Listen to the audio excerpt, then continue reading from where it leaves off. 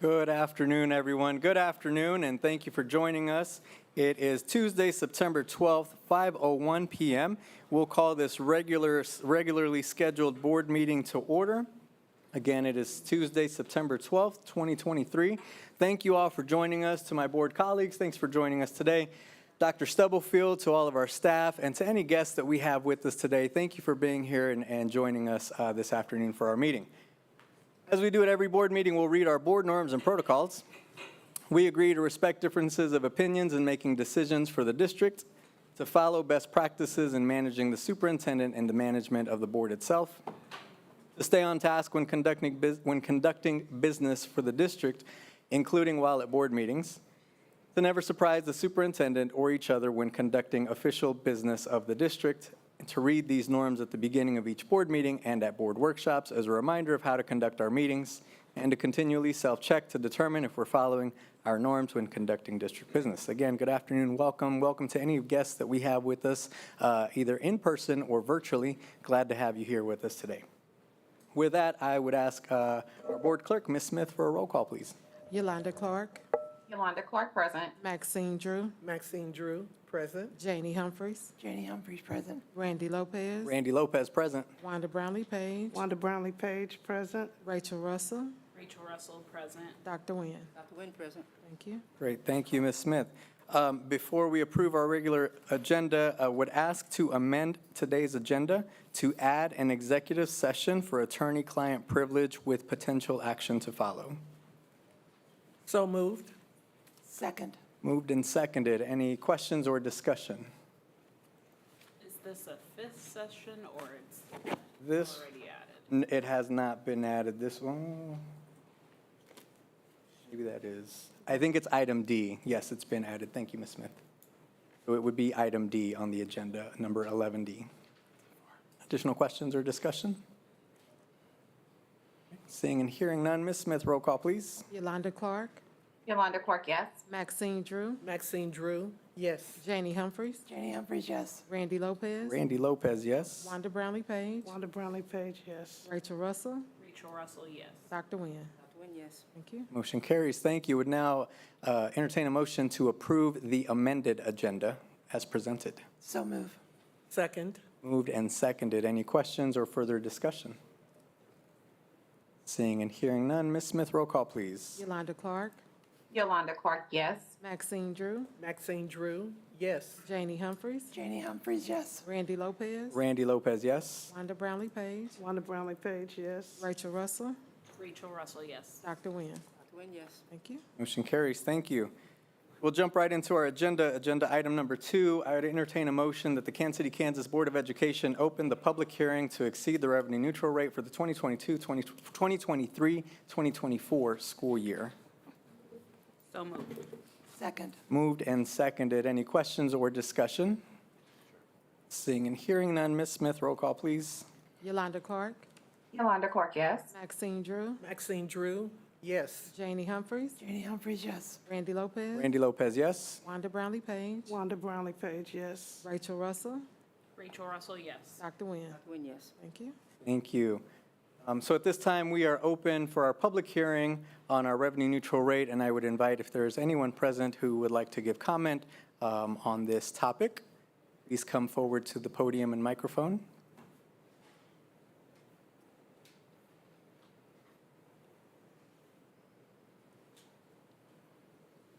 Okay, I don't see anyone wishing to make comment. Will please note that, Ms. Smith.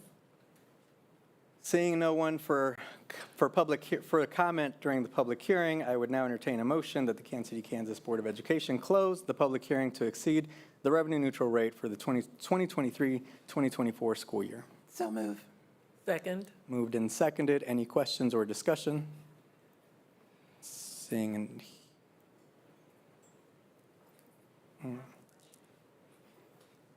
You have a question on the floor. yes, please come to the podium and we can. Yeah, it's still the public meeting, right? Thank you. We can take your question. If you wouldn't mind just stating your name, please, thank you. Yes, sir. My name is Kathy Freeman. I am a resident of. If you could, I'm sorry, if you could just maybe lower the mic. That way folks on the online can hear you as well. Thank you. Of course, thank you. My name is Kathy Freeman. I am a resident of Wyandotte County for about 3 years, and I noticed a extreme amount of my property taxes that is relevant to what's going on in Wayne County, and it concerns me quite a bit because I'm a hardworking mother. I make $30 an hour, but I'm barely managing to pay my bills. Barely. Next 2 weeks, I'm in negative for $700 right now. That's including car debt, car loans, and on top of that, and also providing food on the table for my kid. It's very hard right now. I know there's not a lot of people representing Wayne County right now, but I'm representing for them right now because there are hardworking people out there. I'm middle class too. I'm not low class. I don't get snaps. I don't get food stamps. None of that stuff. I work myself out to 80 hours a week, and I don't get overtime for my job at all.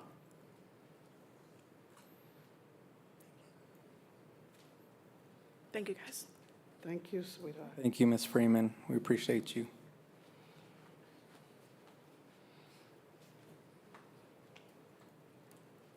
Any additional questions or discussion? Seeing and hearing none, there's a motion and a second to close the public hearing. Ms. Smith, roll call, please. Yolanda Clark, Yolanda Clark, yes. Maxine Drew, Maxine Drew, yes. Janie Humphries, Janie Humphries, yes. Randy Lopez, Randy Lopez, yes. Wanda Brownlee Page, On the Brownlee page, yes. Rachel Russell, Rachel Russell, yes. Dr. Nguyen. Dr. Nguyen, yes. Thank you. Our next agenda item, it is recommended that the Kansas City, Kansas Board of Education approve the resolution to exceed the revenue neutral rate for the 2023-2024 fiscal year as published in the Record News. So move. Second. Moved and seconded. Are there any questions or discussion? Yes, Ms. Russell. Yeah, so first, I just want to say thank you to Ms. Freeman for her public comments. Again, I think I mentioned this in the beginning. I just wanted to be clear that there is a narrative around exceeding the revenue neutral rate equates to an increase in property taxes. That is actually not true. It is how much we can take from the meal, dollars and cents wise. And so I am personally committed to our district, along with the other taxing entities, to figure out a way to come together to reduce the total property tax burden on our citizens. However, to say that us alone saying we're going to exceed revenue neutral does not equate to an increase in property taxes. And so I want that to be the record that is told on my behalf, but also what is also true. So thank you. Thank you, Ms. Russell. I'd like to make a comment. Yes, Dr. Nguyen. And thank you for your comment, but exceeding the revenue neutral, we don't have anything to do with the property tax, so you're correct. But it is going to give us the opportunity to raise taxes, so don't be fooled by that. If we did not exceed the revenue neutral, as I had asked, having a flat budget, then there still could have been a tax increase because it's based on the appraisal of property, but that we would not have raised the tax. End of story. So thank you. Thank you, Dr. Nguyen. Ms. Page. Yeah, I just want to say again to Ms. Freeman, thank you, because there are many people who feel that way. And I, too, as a taxpayer, I have issues with that. And I'm going to vote no, because I'm voting for the people. And I know what it's like to pay taxes. I'm not saying other people don't. But around in Wyandotte County, I don't think we get our bang for our buck. We pay a lot of taxes, and I'm complaining constantly because there's a lot of stuff going on in other areas we don't get in the northeast side, as well as what's happening in Rosedale and Argentine. So I'm voting no, and it's not that I don't support the school district, but I have an issue with the taxes. And I wish more people would have come up. I commend the young lady, and we need to stand up, because this is getting old. Thank you, Ms. Page. Additional questions or comments? Again, thank you, Ms. Freeman, for coming and sharing today. We appreciate hearing from you and from other members of the community who have reached out to our board members, either individually or collectively. Thank you for sharing your thoughts. I would just also just say thank you, Ms. Russell. I agree with your sentiments and what you've shared in regarding the narrative as well that's out there. I do think that there's the narrative of what those dollars mean and the potential lost revenue on state and on the federal level that the implications if we did not make these moves that we're planning to make today. And so I think I appreciate your saying coming together to create a plan and looking forward and how we do that rather than being reactive. I'm all for trying to come together and forward think and long-term plan what that would look like for us as a district and for the different taxing entities to come together that way. Thank you. Additional feedback or thoughts? You know, we all appreciate each other, and we all are looking to, well, not we all aren't. Some of us are looking to reduce the burden on the citizens, taxpayer of Kansas City, Kansas. Realize we're not talking about Wyandotte County. We're talking about a small boundary that, you know, we're always comparing, and this again is not probably the, we'll do this on the next topic, but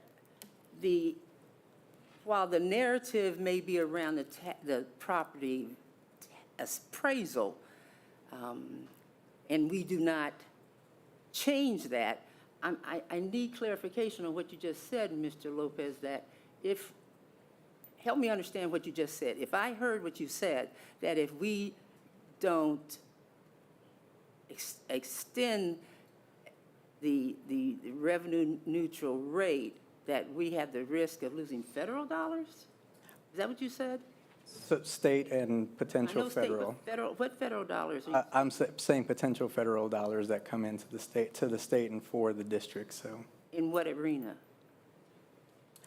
So I'm not an expert in the budget, so I'd have to look at what that is specifically, but I think as a school district, there are other financial implications for us to consider, and a dollar does not equal a dollar the way it does for other taxing entities. So I think just for me, like the potential of losing some of those state dollars that could come in that are benefiting our students and providing different services is what I was referring to. Right. Well, in the future, I guess to make a statement like that, it'd be helpful to the citizen out in our community to understand specifically that, you know, I will vote no, and the way you framed it is that I would contribute to potential loss of federal dollars. So I don't, you know, without specifics, that's an interesting way to frame it. So thank you. Thank you, Dr. Nguyen. Additional comments or questions? Seeing and hearing none, there is a motion and a second on the floor. Ms. Smith, roll call, please. Yolanda Clark, Yolanda Clark, yes. Maxine Drew, Maxine Drew, yes. Janie Humphries, Janie Humphries, yes. Randy Lopez, Randy Lopez, yes. Wanda Brownlee Page, Wanda Brownlee Page, no.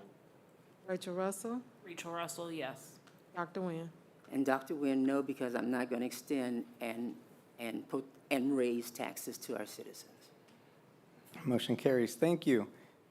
Our next agenda item. It is recommended that the Kansas City, Kansas Board of Education open the public hearing for the 2023-2024 budget.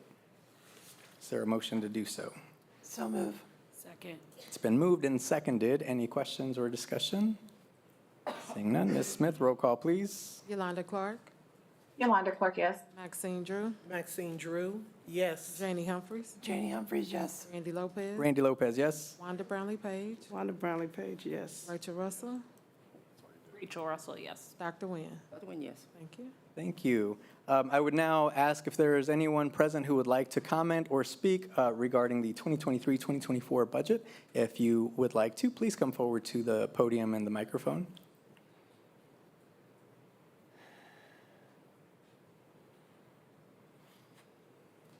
Okay, seeing none, would entertain a motion to close the public hearing for the 2023-2024 budget. So move. Second, Moved and seconded. Any questions or further discussion? Seeing and hearing none. Ms. Smith, roll call, please. Yolanda Clark, Yolanda Clark, yes. Maxine Drew, Maxine Drew, Yes. Janie Humphries. Janie Humphries, yes. Randy Lopez. Randy Lopez, yes. Wanda Brownlee Page. Wanda Brownlee Page, no. Rachel Russell. Rachel Russell, yes. Dr. Nguyen. Dr. Nguyen, yes. Thank you. Thank you.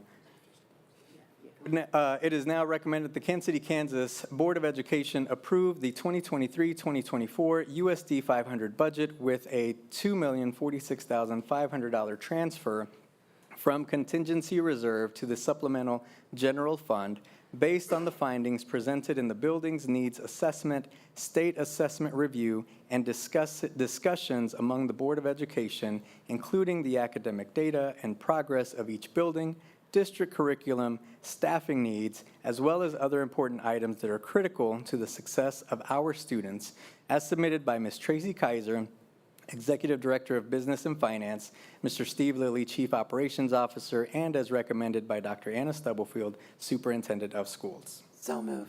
Second. Moved and seconded. Are there questions or discussion? Ms. Russell? So I guess my question is, that it was mentioned that this was a previous practice, so we had a previous motion for this said item? Are you talking about the first stem of the item about the transfer from contingency reserve to the Yes. supplemental grant? Ms. Kaiser is online, and she can answer that.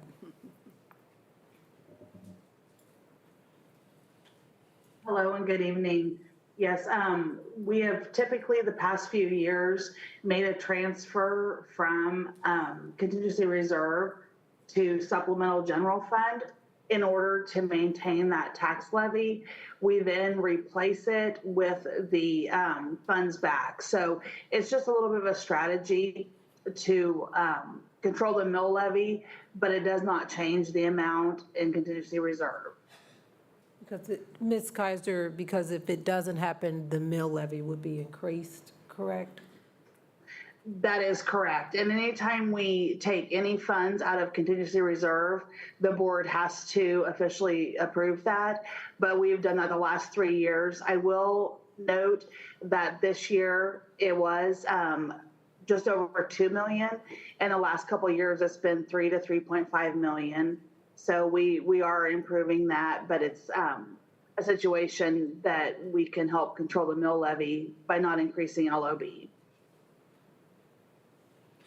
So then I guess my question is, and I'm trying to find the meeting in which that motion was made, but then you're asking here in a moment for a correction to the LOB? Because if I just understood you, you're doing it to control the mill levy, but then here in a second, you're about to ask for another motion to change the mill levy, That or one the LOB. is to approve the resolution to adopt the LOB, so not to change it. It's to adopt But the the LOB. percentages changed. No, that percentage is the same, and KSDE said that although this is what it was the last several years, the board is supposed to formally approve it annually with the budget. So it's not changing, it's currently the same, but the board just has to formally approve it each year. So if it was a different percentage, it would reflect that, but it's currently at 33%.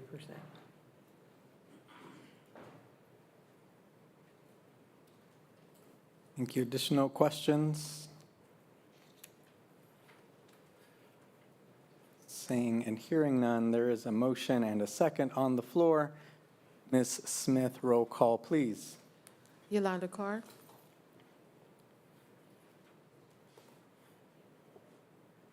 Yolanda Clark. Sorry, I could not come off mute. Yolanda Clark, yes. Thank you. Maxine Drew. Maxine Drew, yes. Janie Humphries. Janie Humphries, yes. Randy Lopez. Randy Lopez, yes. Wanda Brownlee Page. Wanda Brownlee Page, no. Rachel Russell.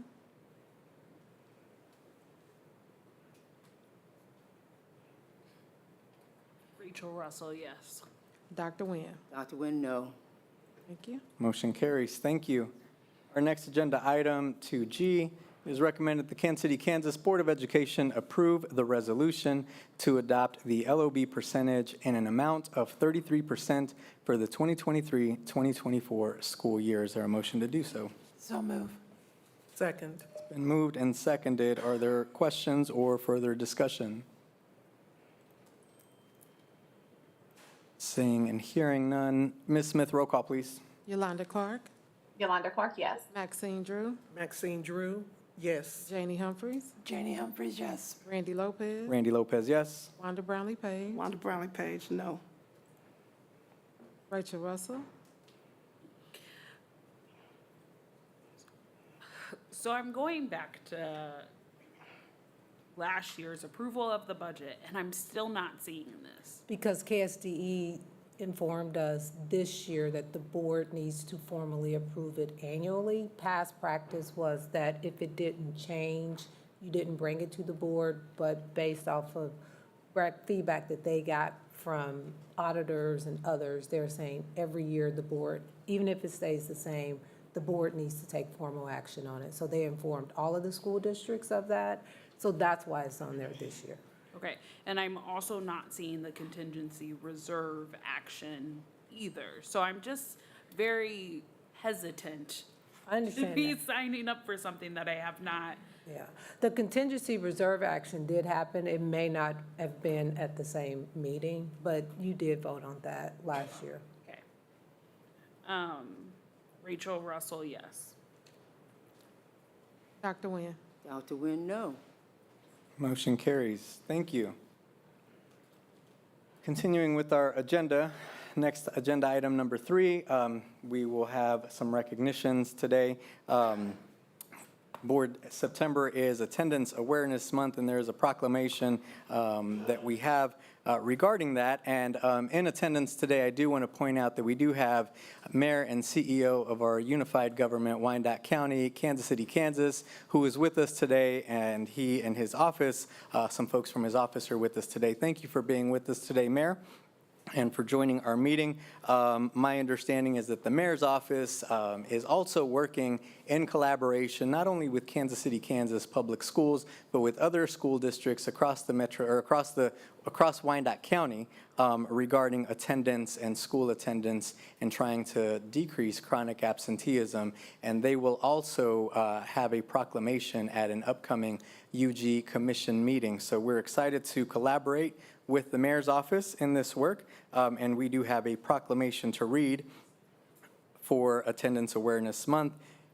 So if you'll bear with me, whereas the nation is experiencing a school absenteeism crisis brought on by challenges that have eroded positive conditions for learning at school, including physical and emotional health and safety, a sense of belonging, connection and support, academic challenges and engagement, and adults and peers with social emotional competency, which motivates students and families to show up and engage.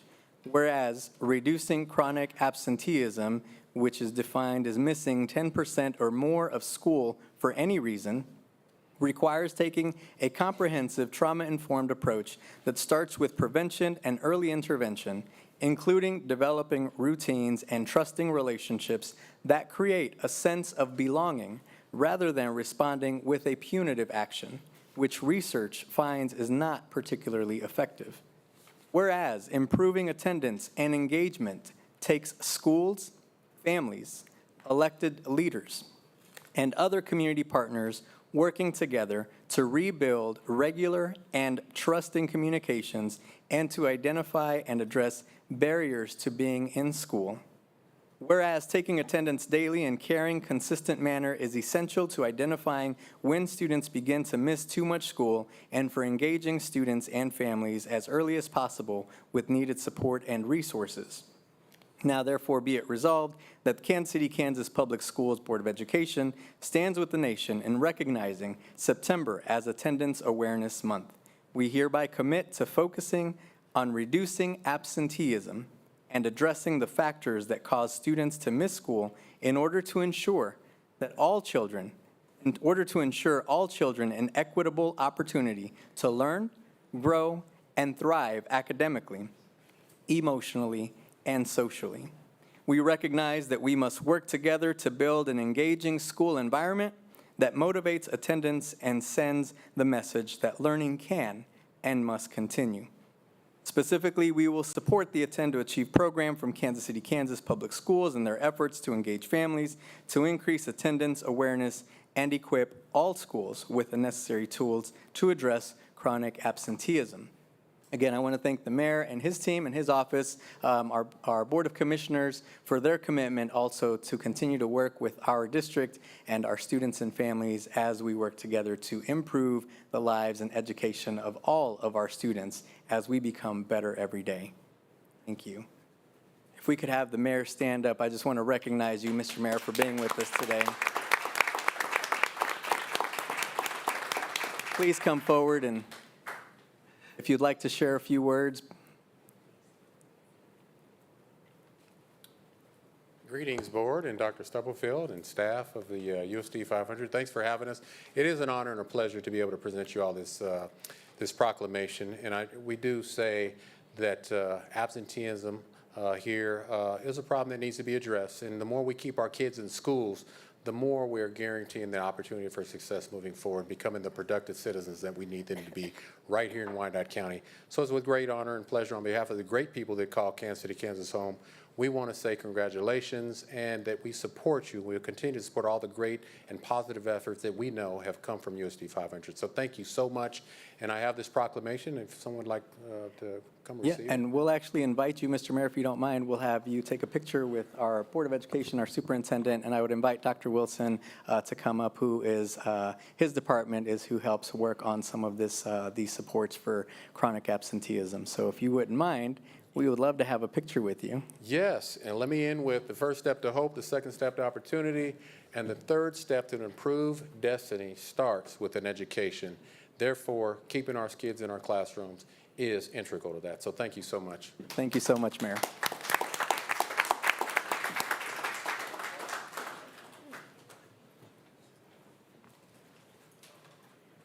You brought a check too, huh?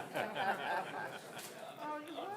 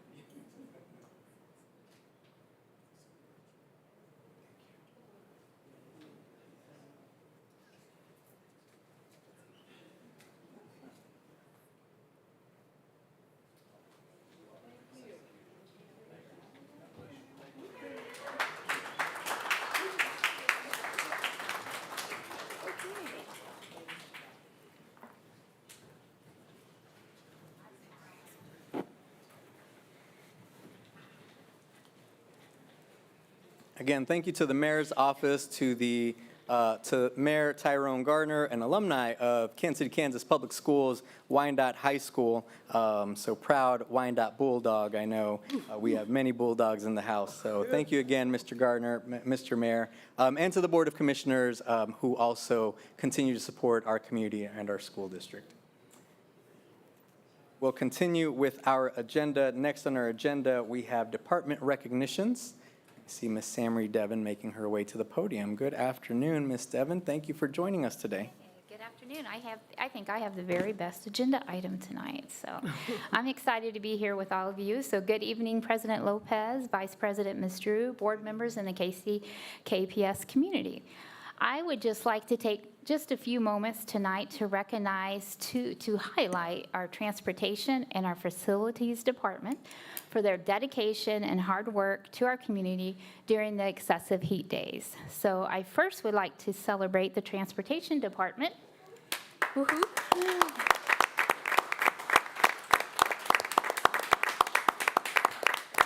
So if I could have them all come up to the front so we could all see you there. So the mechanics, the drivers, and the aides provided exceptional service to our students and families during those hot days that we had.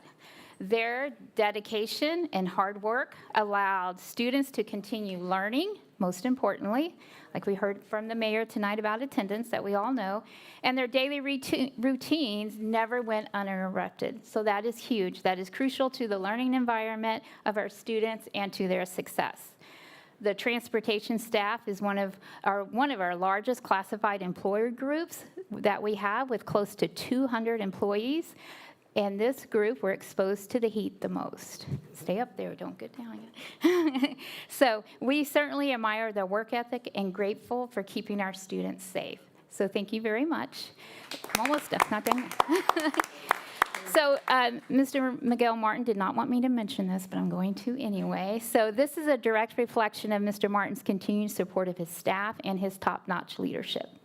He made sure our transportation staff had plenty of water and Gatorade for hydration. And it was also neat to see other schools provide extra support for the transportation bus drivers and aides. I do have to brag just a bit. I believe Mr. Martin is probably the only director in the nation from a district our size that can state that he started the school year fully staffed this year. Retention is a direct reflection of effective leadership, so thank you, Mr. Martin. Tonight, with us are mechanics, if you could wave, Chris Williams, Michael Robinson. We have 2 drivers, Robert Rogers, Carolyn Rushoe, and aides, Alonzo Call and Miss Doris Young. So thank you very much. A very sincere thank you to Mr. Martin and your staff for being exceptional employees and taking care of our students. Thank you very much.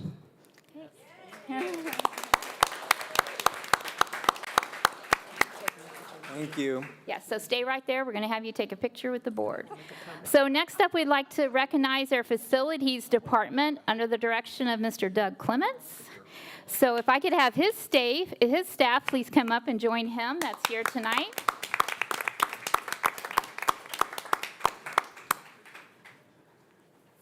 His staff also endured the heat as well and still provided excellent service to our community. I'd like to highlight a few of them. The custodian teams at both Eisenhower and Schlegel worked through the summer without air conditioning, and it was very unpleasant conditions. It also included extremely warm temperatures inside the buildings. Due to all of that, they still completed the necessary work to have their schools ready for students and staff on time. In spite of these conditions, no complaints were ever heard from either teams. Rather, they were seen focusing on their job at hand and getting the job done. So thank you very much. We also have 6 pipe fitters in the facility department. This group of individuals kept the chillers going in various buildings. This included working extremely long hours and tag teaming shifts that ranged from 1 o'clock in the morning to 4 a.m. They were there. So thank you to them very much. We have Dr. Heather Hamtel in the, if you could wave there, Dr. Heather Hamtel. She would like to give the facilities department a shout out also. She states this department made the vision of opening Bethel Early Child Center, a place for our students to learn and grow, a reality through their hard work, collaboration, problem solving, and overall dedication to the project. There were issues, of course, with the plumbing and things like that, but there wasn't one problem that they could not tackle. So she truly appreciates, her staff truly appreciate that, and the families. So we would like to also thank that Mr. Atkins, if you could, are you going to introduce your team members up here real quick? Or do you want to, Doug? We actually don't have any custodians here. I can introduce you guys. Absolutely, it's important. All right, so I will say we do not have, unless, has anybody come in? Have Kevin Atkins, coordinator of buildings and grounds, and Kurt Wagner, the assistant director, back in the back. We don't have custodians from Eisenhower and Schlegel here tonight, unfortunately, but we do have the pipe fitter group. You know, these guys, 6 people taking care of hundreds of rooftop units and chillers and cooling towers and all the rest of it, and they do a great job.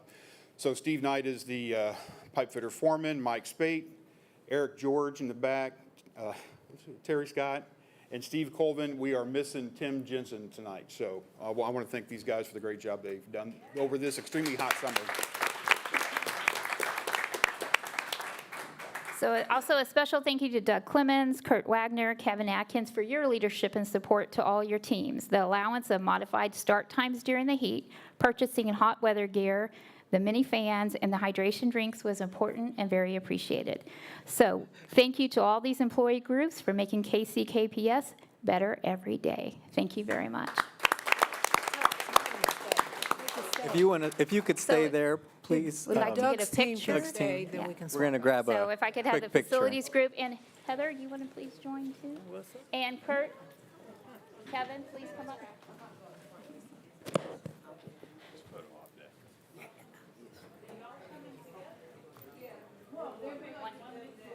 No, I want two pictures.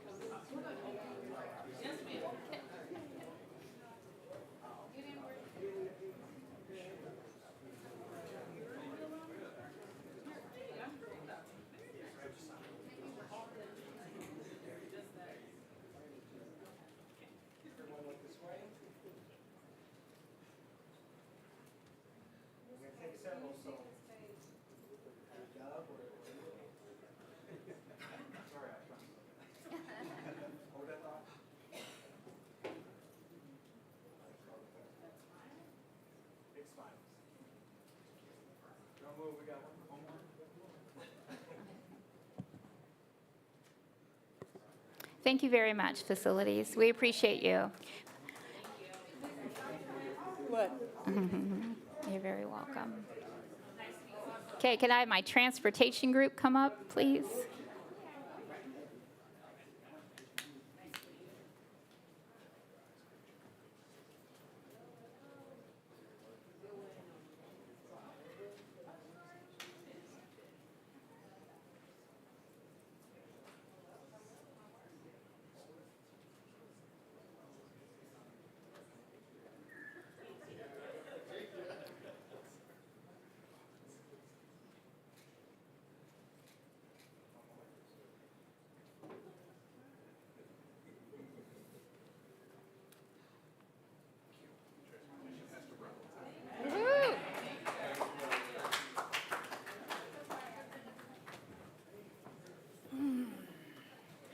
Before transportation leaves, just wanted to say that I had the privilege of attending their meeting for the opening on September the 8th at Glory Willis Middle School at 8 a.m.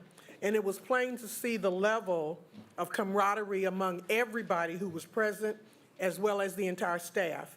They fully support the directives and each other through working together, and I just wanted to say thank you.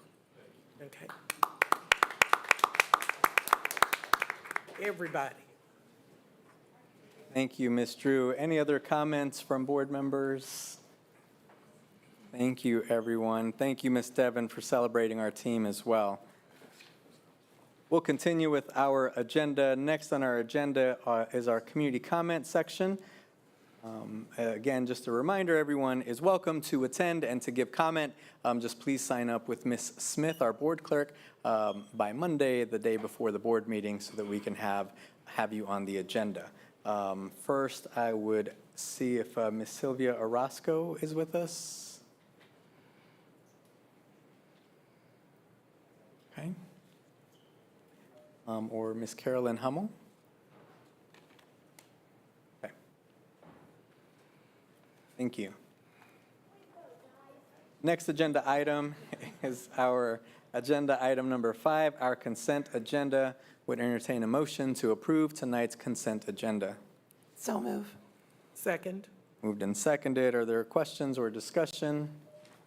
Seeing and hearing none. Ms. Smith, roll call, please. Yolanda Clark, Yolanda Clark, yes. Maxine Drew, Maxine Drew, yes. Janie Humphries, Janie Humphries, yes. Randy Lopez, Randy Lopez, yes. Wanda Brownlee Page, Wanda Brownlee Page, yes. Rachel Russell, Rachel Russell, yes. Dr. Nguyen. Dr. Nguyen, yes. Thank you. Motion carries. Thank you. Our next agenda item, we will hear from our Superintendent of Schools, Dr. Anna Stubblefield.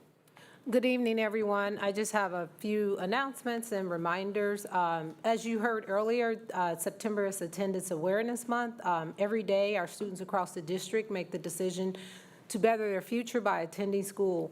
We're kicking off a new campaign titled Here For Me. Check out the short video on the district's Facebook page, recognizing Attendance Awareness Month, and hear how our students are putting their futures first. I also want to remind our parents to complete the new household economic survey. This year, all KCKPS students, enrolled students are eligible to receive breakfast and lunch at school at no charge to your household. This survey allows the district to identify students eligible for student fee waivers and other benefits. And it also is tied to our funding for the district. So please complete the surveys. I know our building principals are reaching out to families, and if you need any assistance, you can reach out to your principals or contact someone here at district office, and we'll be happy to assist you. I do want to take a moment to share with our parents and community that we appreciate when you reach out to us when you have challenges and or concerns. And I do want to publicly state that as a district, we are striving to get better every day, and we're also striving to improve. So we appreciate your feedback.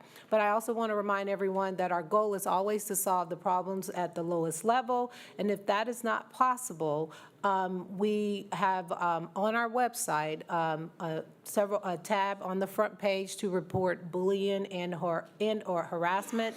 And we also have a link for our staff members who may be experiencing challenges as well.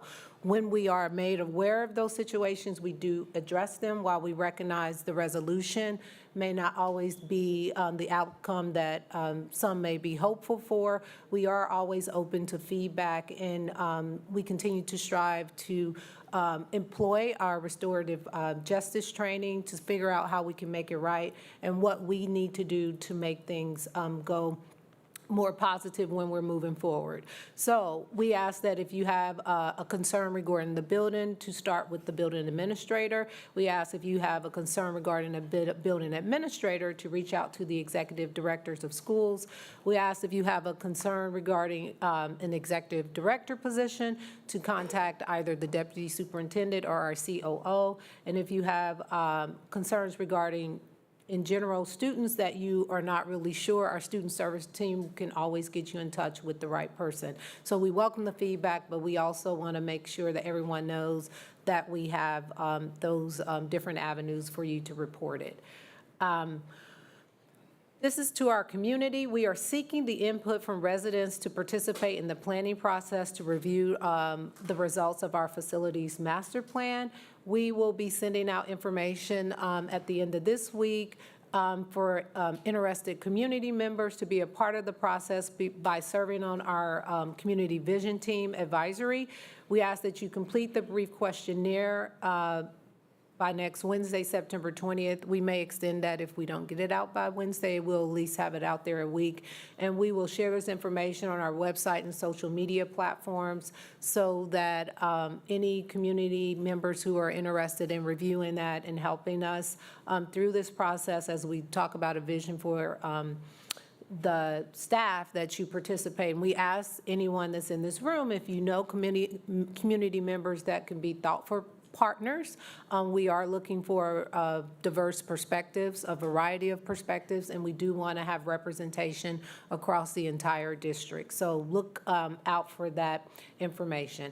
And finally, I just want to take a moment to thank the staff, students, and parents of New Chelsea for being so flexible when we had to relocate them to Boys and Girls Club in Mount Carmel Church of God for a week. Church of God in Christ for a week. When I walked through that building on the first day, you would have thought that those students practiced to be there. They were still engaged in learning. The staff was very flexible, so I'm really appreciative of them. I'm also as a district, we also want to thank publicly the Boys and Girls Club in Mount Carmel Church of God in Christ. We gave them less than 24 hours notice, and they let us come in and take over their facilities to provide a safe learning environment for our students. And I also want to take a time to thank our Kansas City, Kansas Public Libraries and Junior Achievement, because they made their spaces available, blocked it out for the week for any field trips or other opportunities for our students. So we have great community partners, and we just wanted to take the time to acknowledge and thank them. So thank you. Thank you, Dr. Stubblefield. Just a few items from me. First, I do want to just celebrate, and as we enter in Hispanic Heritage Month officially this week, just want to celebrate the continued diversity and to celebrate with all the different countries that will be celebrating their Independence Day this month, and for all the festivities and activities that are happening across the metro area, in Wyandotte County, in Kansas City, Kansas, in Kansas City, Kansas Public Schools. We celebrate and embrace all of our diversity that we have in our community. So we celebrate Hispanic Heritage Month this month.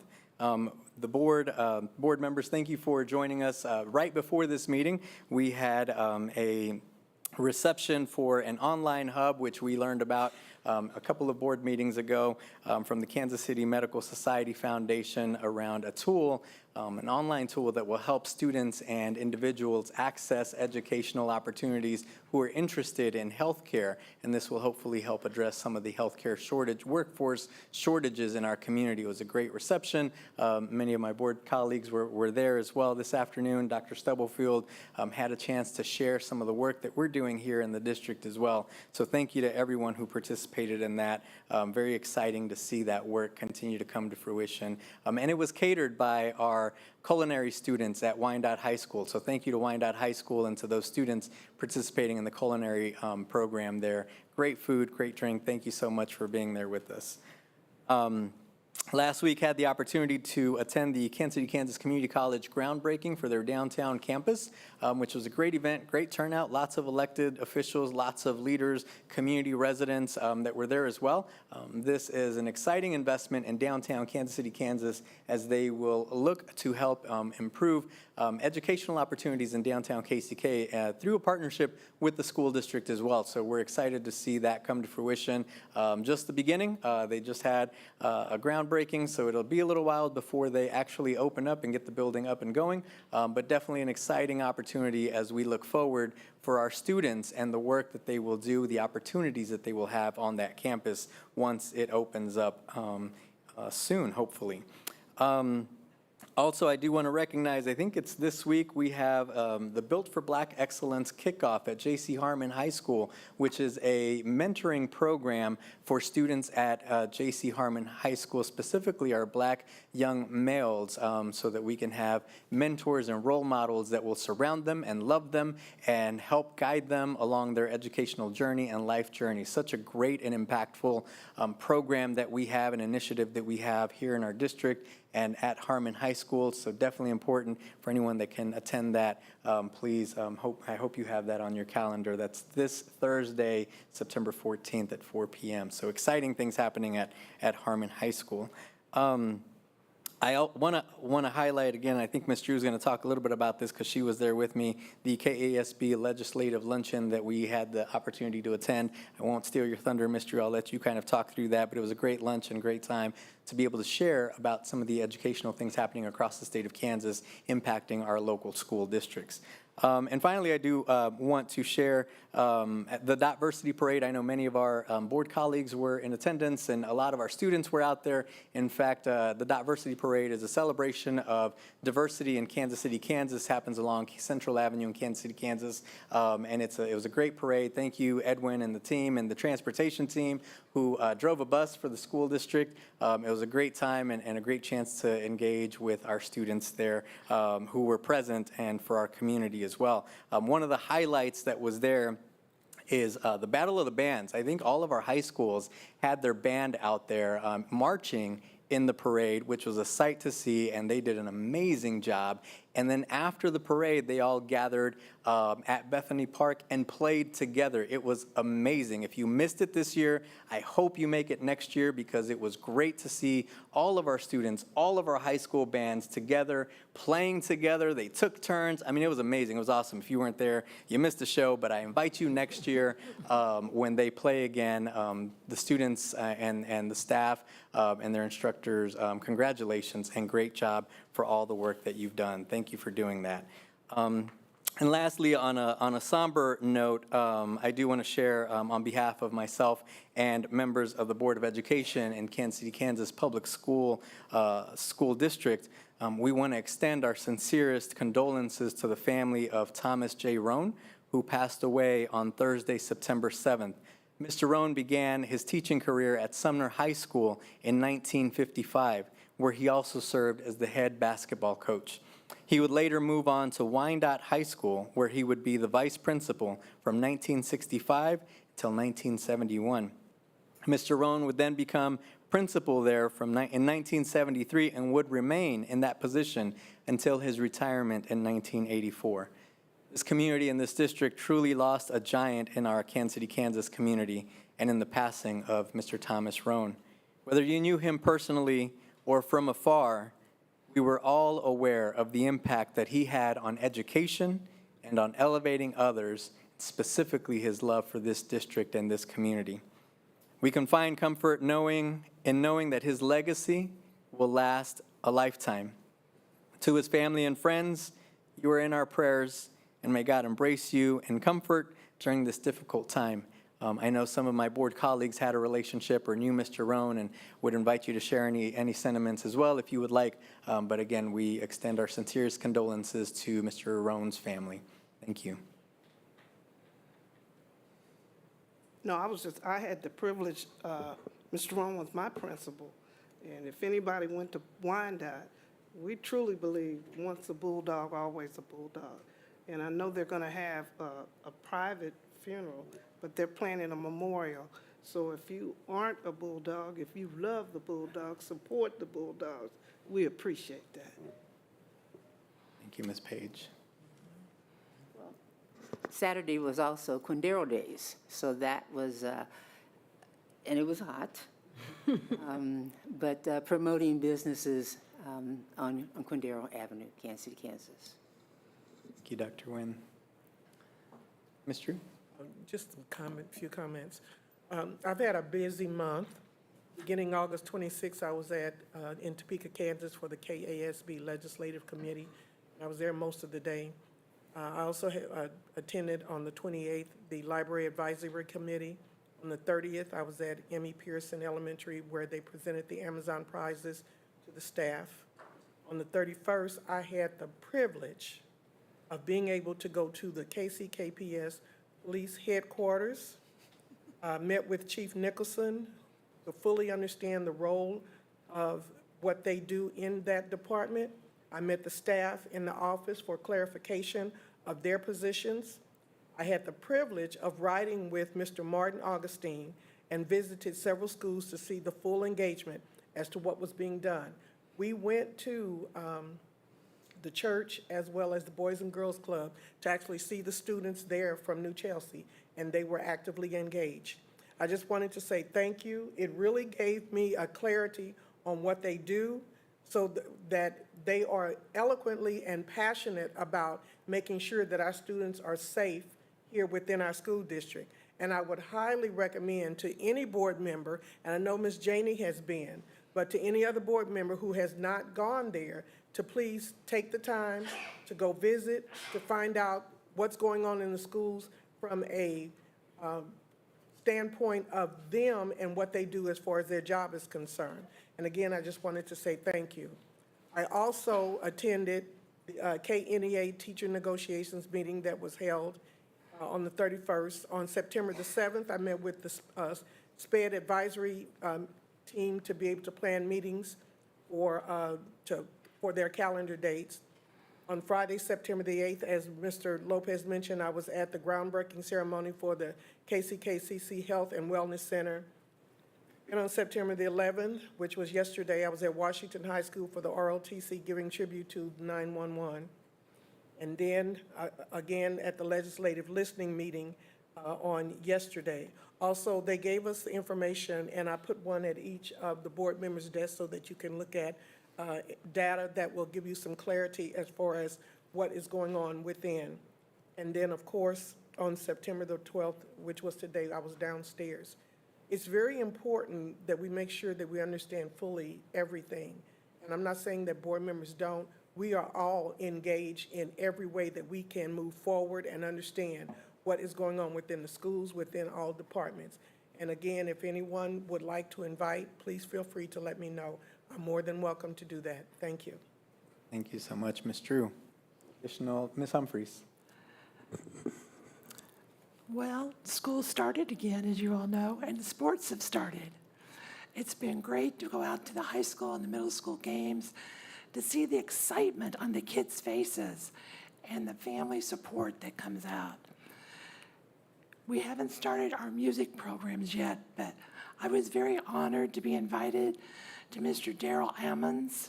He's the former vocal music teacher at Schlegel's retirement 2 weeks ago, or a week and a half ago. He had a wonderful musical afternoon at the Gym Theater.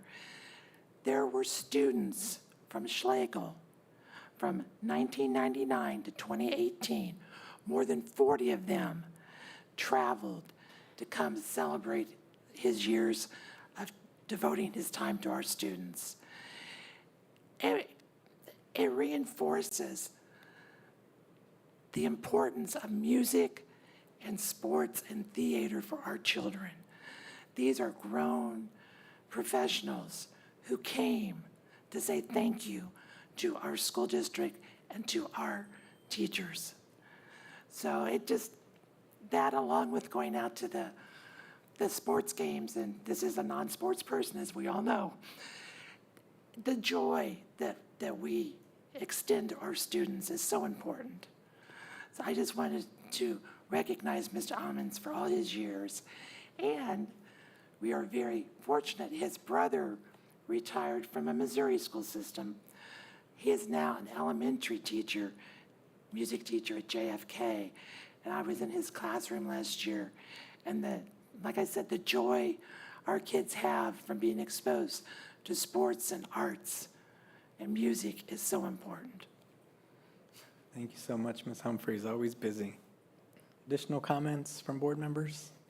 Yes, Ms. Russell. Amy just said something that I just wanted to just say, this week is Arts and Education Week, and so just wanted to give a thank you and a shout out to all of those in our fine arts departments and our art teachers and all the fun things that are happening this week to celebrate the arts and education, as we all know, plays a vital role in the success of our students. So thank you. Thanks so much, Ms. Russell. Additional comments? Thank you. We'll continue with our board agenda. We are on item number 7. Next on our agenda, we will hear from Hollis and Miller regarding the facilities study report. Good afternoon. Where's my thing?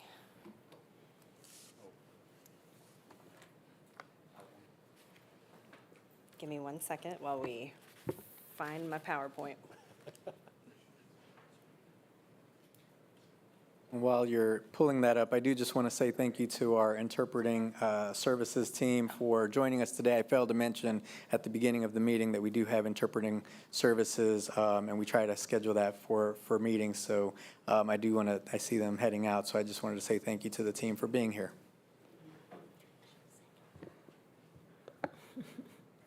Okay, sorry about that slight delay.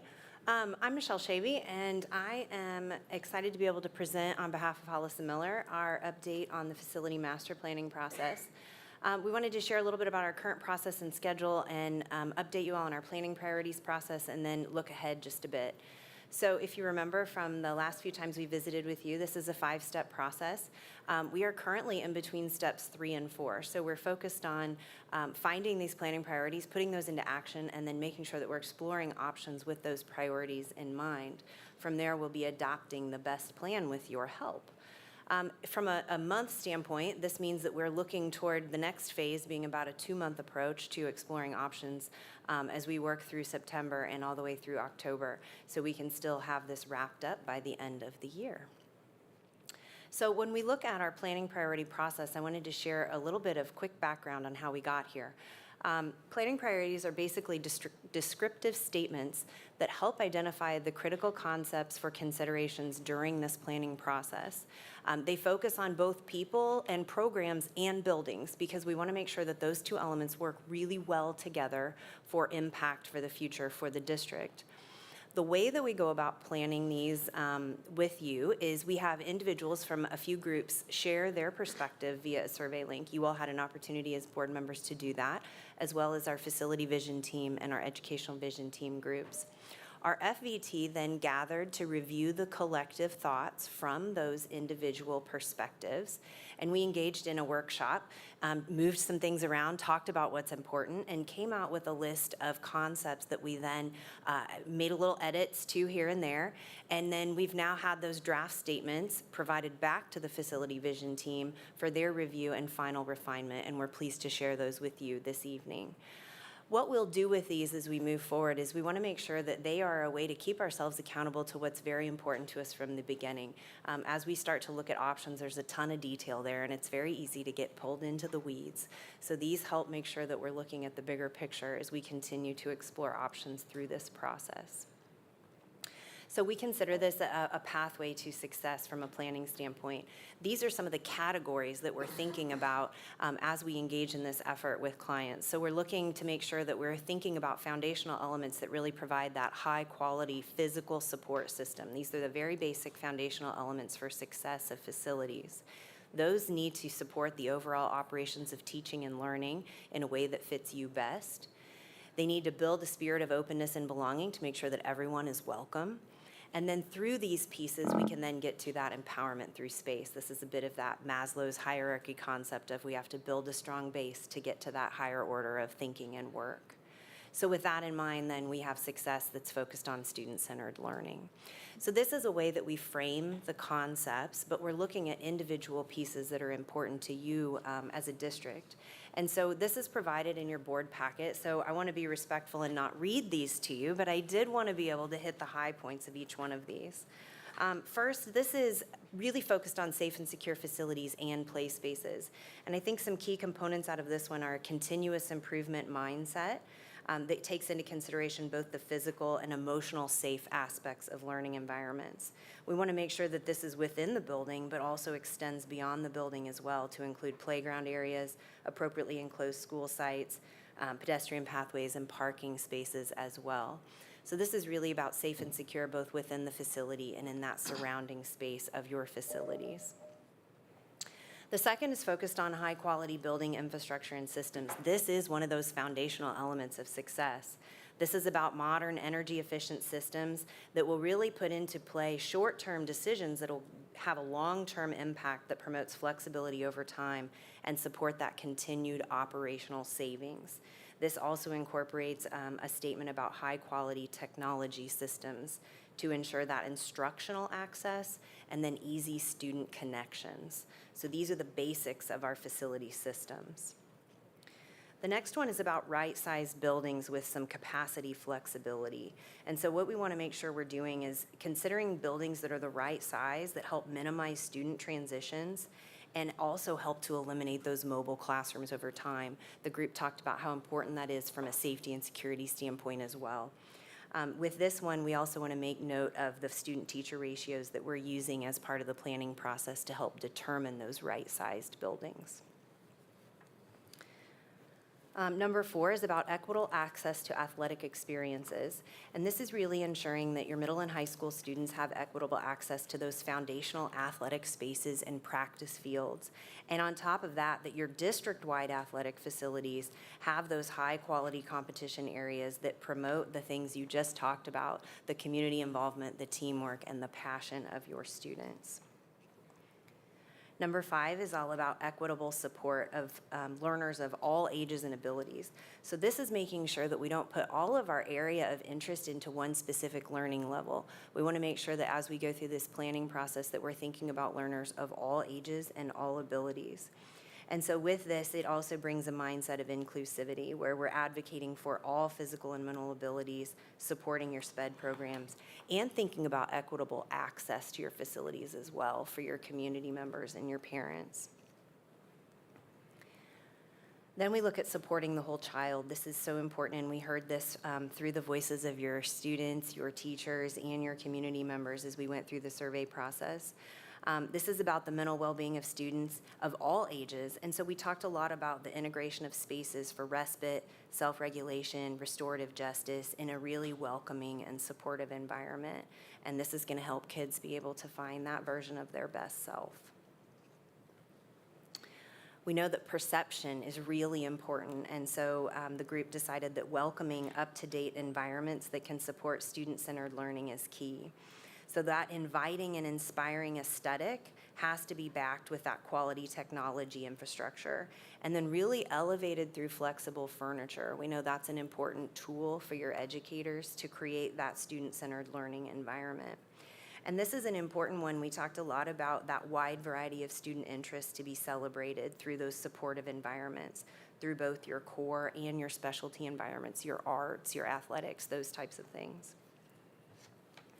And then finally, our last one is making sure that as we create those right-sized buildings, there may be a need to add some additional space at some point, either onto your existing facilities or if you consider in the long term new facilities as well. And this statement is basically saying that as new spaces are created, whether those are through additions or new facilities over time, that we're really taking advantage of the opportunity to evolve that concept for instructional approach, but find that to be a comfortable growth for your staff members, because we know that everybody's in a different place where they are in their instructional journey, and that's going to help build that overall approach to education that the district is excited about. So 8 priority statements were formed, and what I really love about this process is when you go back to that pathway, it allows us to put a lens on these to ask, are we sort of hitting all of those? And I think what turned out really beautifully with this one is absolutely, we are looking at some of the foundational elements, that safe and secure facility and play and the high quality infrastructure. But if you look at how these are organized, we're also working our way all the way up to that empowerment through space for both your educators and your students.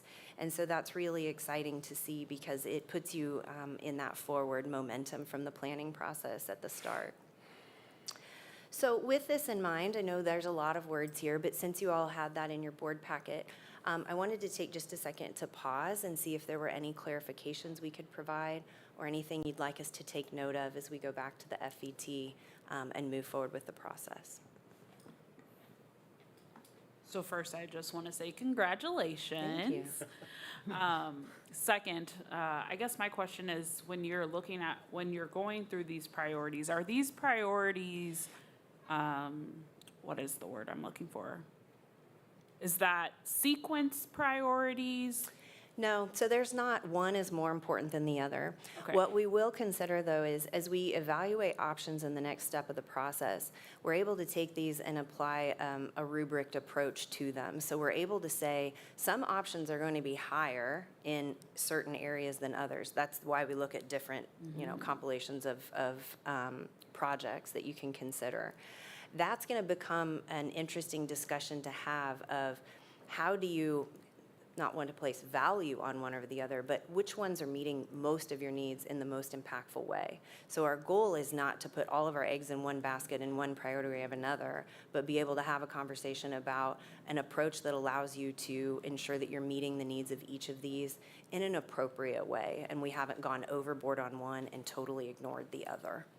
So the survey that we got multiple emails about, where is that data? Sure. So the way that we applied that information into the process is as we had the individual elements that were part of the survey that you all could take in the FET and the EVT on which priorities you felt best represented the voice of everyone, right? We had the data, and so that was a charge that we gave each person as they filled this out. It wasn't you as an individual just saying, this is important to me. It was thinking about contextually what the community, the staff, and the students have shared. So that was one way that we applied that.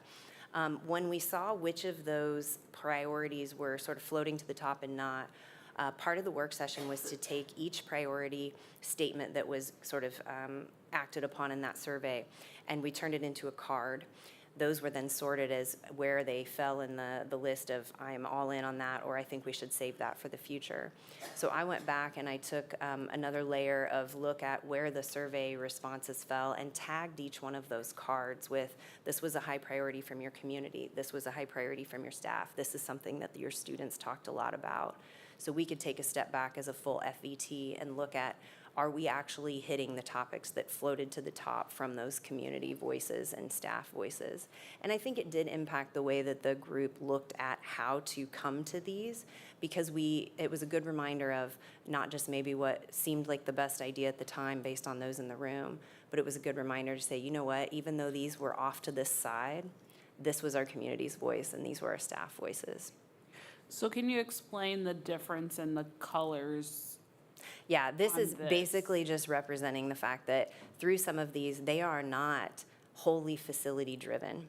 And so that's an interesting layer of our process that I think sometimes people are not sure about. You're architects, so you should just talk about architecture. But for us, we think it's important to be able to talk about some of the programs that are also in place and the way they support people. So the difference between the orange and the blue is simply just saying supporting the whole child may be one that is largely program driven, but it's our job during planning to make sure that we've had the discussion over, could a program be put into place in this building in the right way, even if it's not done as part of this moment in time? Are we planning ahead in a way that could support that through the work of the administrators and the staff and the students in that building? So it's more about those can be people and idea driven outside of strictly a facility focus. Yeah, because I guess what I'm struggling to see in some of this planning priorities is that student, there were some remarks in some of that survey data that a lot of this feels very educational-ish language, but that's not what I read when I'm looking at what the community said or what students said about the spaces. So I just want to make sure that in here, I guess what I'm saying is I don't see a lot of the community voice in these 8 bullets. Like I see it in some places, like equitable access to athletic experiences. Without a doubt, I saw that in the student feedback. I saw that but like even the collaboration comments or Sure. How does the district better work with other people? I don't know how I see that in here. Okay, so a couple of ways I could answer that question. On the student voice side and some of the specific things that the community and the students were looking for in a particular solution to a space will come through the design of the space that then is ushered through with this major master planning process. So what we're not getting into here is the specific solution is we're going to turn around and do this particular chair in this particular classroom all the way across the district because kids like the way that one looks. But what we are saying is kids are looking for ways to collaborate in a less rigid learning environment. So some of the flexible furniture and some of the ways for us to support that sort of reinvigoration of the learning environment, that perception of how it feels to learn. What we're doing here is we're trying to set the pathway, the kind of bumpers to how we're going to talk about some of those specific projects. So in the Explore Options phase, you're going to see what the team is putting together may say, you know what, we need to consider collaborative spaces in each of your high schools in this manner to support exactly what kids are looking for. A great example of one of the other student-centered ones is when you think about supporting the whole child in this effort to allow them to feel welcomed to ask for help. One of the very specific things that we had from those image-based surveys is kids don't want to sit across the desk from a counselor in a very cluttered office, formal-driven space. They want to be able to have that comfortable conversation where they feel welcomed. So now that's a specific design solution that will come out of saying we need to make sure that we're allowing that overall approach to budget or space to be there. On your community side, a couple of things that rose to the top for sure on that one was safety and security and mental health. Those were huge. Now this is where the line of what can we do as architects and what can you all support as a district, it gets a little tricky because from our planning process, we're going to be looking at facilities moving forward. But it's important for us to understand as a strategic plan approach as the district, what are you trying to do with your programs? So if we see an opportunity, we can promote that. What I never want to do is say, we're going to put this space into action, and so therefore you have to create a program for it, because that's not, right? That's stepping beyond my bounds. So these are written in a bigger picture format to allow us some opportunity to evaluate those options in different ways into the specifics. Is that, I feel like I'm rambling, does that help at all? Yeah, I mean, I get the basis of what you're saying, and I hope that that also resonates with people, because I think that's an important part of the process, because I think oftentimes people, we ask them for their feedback. Sure. I don't see it here, and I've expressed that to you, but I also see pieces of it. But I just want to make sure that as we move forward in the process, that we do come back to those pieces, because if those are things that people have as an expectation for the district, then that's them telling, like, going back to the conversation earlier about what people want to see their dollars. If they said during this process, this is what we want to see and the direction we want to see you go, we have to also honor that too. And I hear what you're saying by your bounds and and like, hey, I don't want to put this here and say this is what you have to do, but that's also what the survey said too. So thank you. No, I think this is good feedback, and this will be something that we can chat with in our FET discussions of how can we continue through the process of at least making note of where those overlaps are from a voice standpoint, so that it follows the rest of the process through and it doesn't get lost here in the words. I think that will be an opportunity to do that. So I appreciate your perspective on it, because yes, the words matter. So thank you. Well, I had the opportunity to work with you on the vision team, and just from this conversation, I would have loved for you to have videotaped the exercise because you described it specifically, clearly, to the point. And if you would have seen a videotape, then I think you would have understood how some of those outliers were phased into one phrase so that it reflected other ideas. But moving forward, the comments suggested maybe we need a little bit more clarity. Sure. And the raw data means a lot. Yeah. And I don't think we saw the raw data in that exercise you did, correct?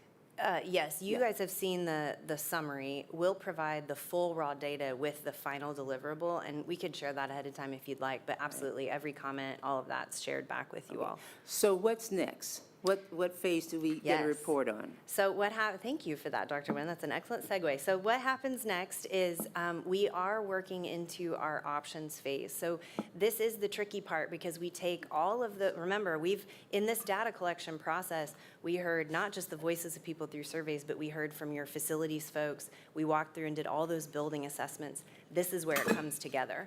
So this is where we have the opportunity now to look at the needs, the hopes, all of those things, and put them through the sieve of bundles of actual facility options for you to consider and adopt at some point in this process. And these planning priorities will act as a tool for you all as we get to that phase of actually adopting that best plan. So the team's working behind the scenes to create some option sets, and we'll work with you as a board to make sure that you're comfortable with all the various ways that we're putting that together. But they're in the early phases of that right now. So that's our next step, is explore options is step 4. So a few things that are coming. We have an FET meeting on September 20th. Our community visioning team meeting, we talked a little bit about that today. Dr. Stubblefield did to the community. An FET meeting on the 27th, and then hopefully a board update to you on October 10th as we move through this next phase. Thank you. This is nice. I'm not knocking anything, because I get that I'm I'm not. I'm concerned about costs and taxpayers, and I want our kids to have nothing but the best. but I'm a realist too. How do you pay for this? Now, you haven't talked about that. I know it's coming, but you have to be realistic. And when you compare us to other areas, we don't have that tax base. So how do we do this? And I know you haven't brought it up yet, but I know it's coming. Yeah. Because it's easy to say, what do you want? Well, I want the moon and stars. I want Denzel Washington. I want it all. But how do we pay for this? So that's my concern. Sure. And do it in a way that it doesn't hurt. We hear the lady who spoke, I don't know if you were here when she Yes. was here. That's a concern. Sure. And it's easy to say all this, and I'm not against it, but I'd like to see it done in a manner that we take in consideration the people who are out who have to pay for it. It's like a baseball stadium. No, if you want it, you pay for it. But this is different. I know we have to spend some, but be realistic about it. Sure. And I asked before, and I don't know if you can answer this now, with the new law in the state of Kansas, that kids can go to any school they want to go to. How do you figure all that in? Because some of them are going to be leaving. We have to be realistic about it. And what does that say to us and our tax base, and who's coming, who's leaving, where's the money going? So again, I know that's coming when you bring all that back so that we can see it and consider. People are struggling. You know, we don't use the word, you know, with certain things about our economy, but people are struggling. And they want that. I want that. But the key is, how do we pay for it? Right. And not be a burden to the people. Yeah, and I think that an important piece about the way the priorities are written is it does go back to they're not a guarantee on any single thing. We're not promising through those statements that we're going to tear down every high school and rebuild every high school, right? Like that, they are a scalable piece. So we have to work within the bounds of the funds that are available to be able to apply those priorities in a way that we can make the best impact with the dollars that are there.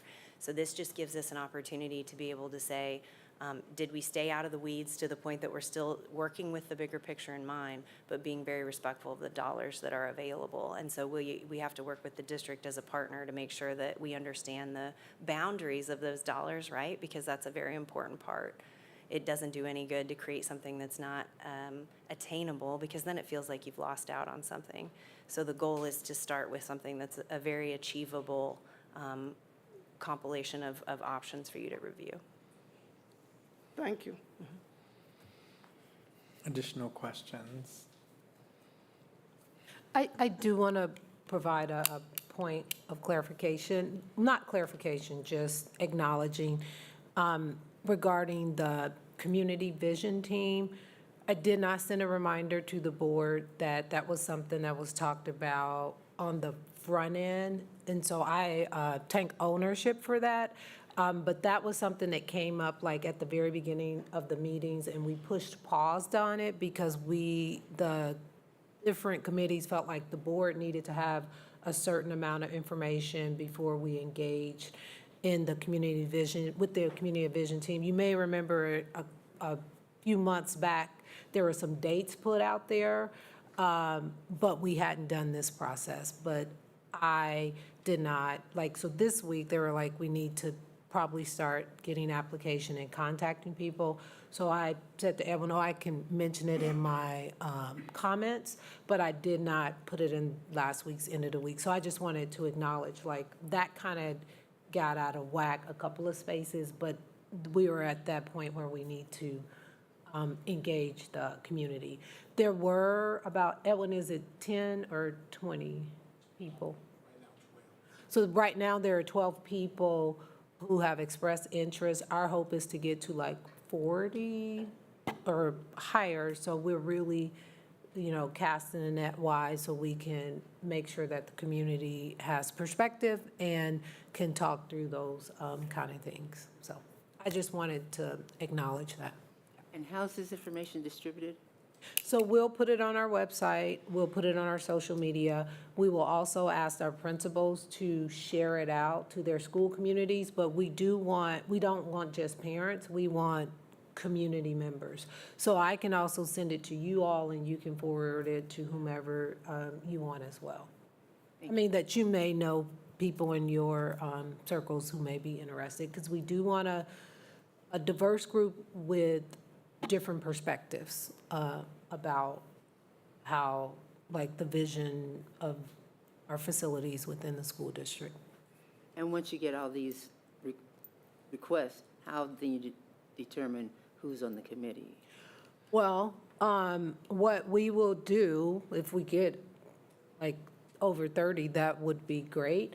So up to 30, we would take them all, probably up to 40, if people show interest. If we get beyond that, we would then look at a representation of the different feeder groups, also a representation of like where people live, to make sure that we have a diverse group of community members who have who don't have students in our school, as well as community members who have students. So we would start to look at it in that, like, if we wouldn't want like all of the community vision team to come from like the west side or the east side. So we would start to look at how is the district represented.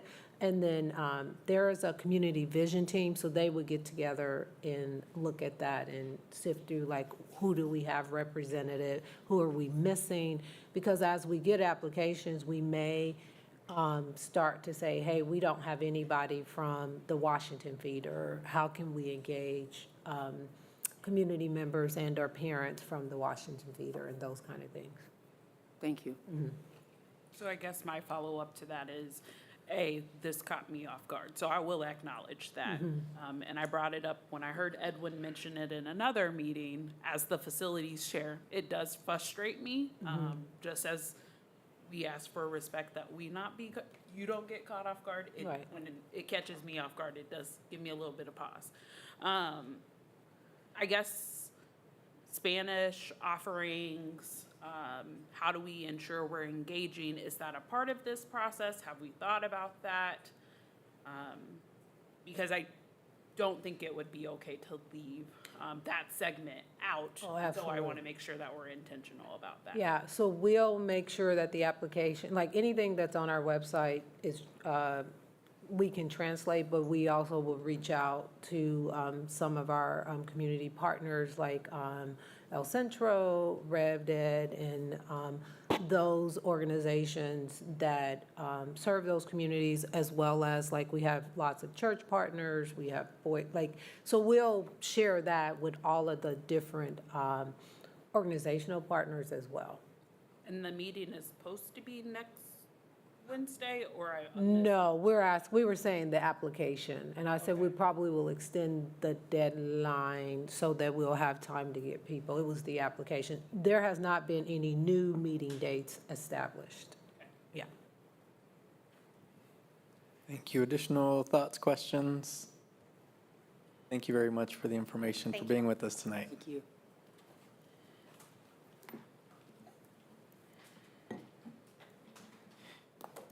Our next agenda item, 7B, is an update report from Nutritional Services Operations. So, board members, I just want, the report is there, but as some of you may have seen, when Rushi was here previously, she was expecting, she did go into labor today, so she is not here to present. And Lenora is out as well. So while it's on there, these things happen like in live time today. We will bring it back later in the spring, but if you have any specific questions, we'll take those. Any questions that we have tonight, we'll collect those. But there was not anyone else in the department who could actually present and provide. Lenora was Rushi's backup, and Rushi actually went into labor today. She may have a baby by now, so we found that out today. Thank you. So there's information here, but yes, absolutely. Ms. Page and then Ms. Russell? Well, I know they gave certain dates and things that people had to have the forms in, but it looks like they're coming in slowly. So what if they don't fill it out? What happens?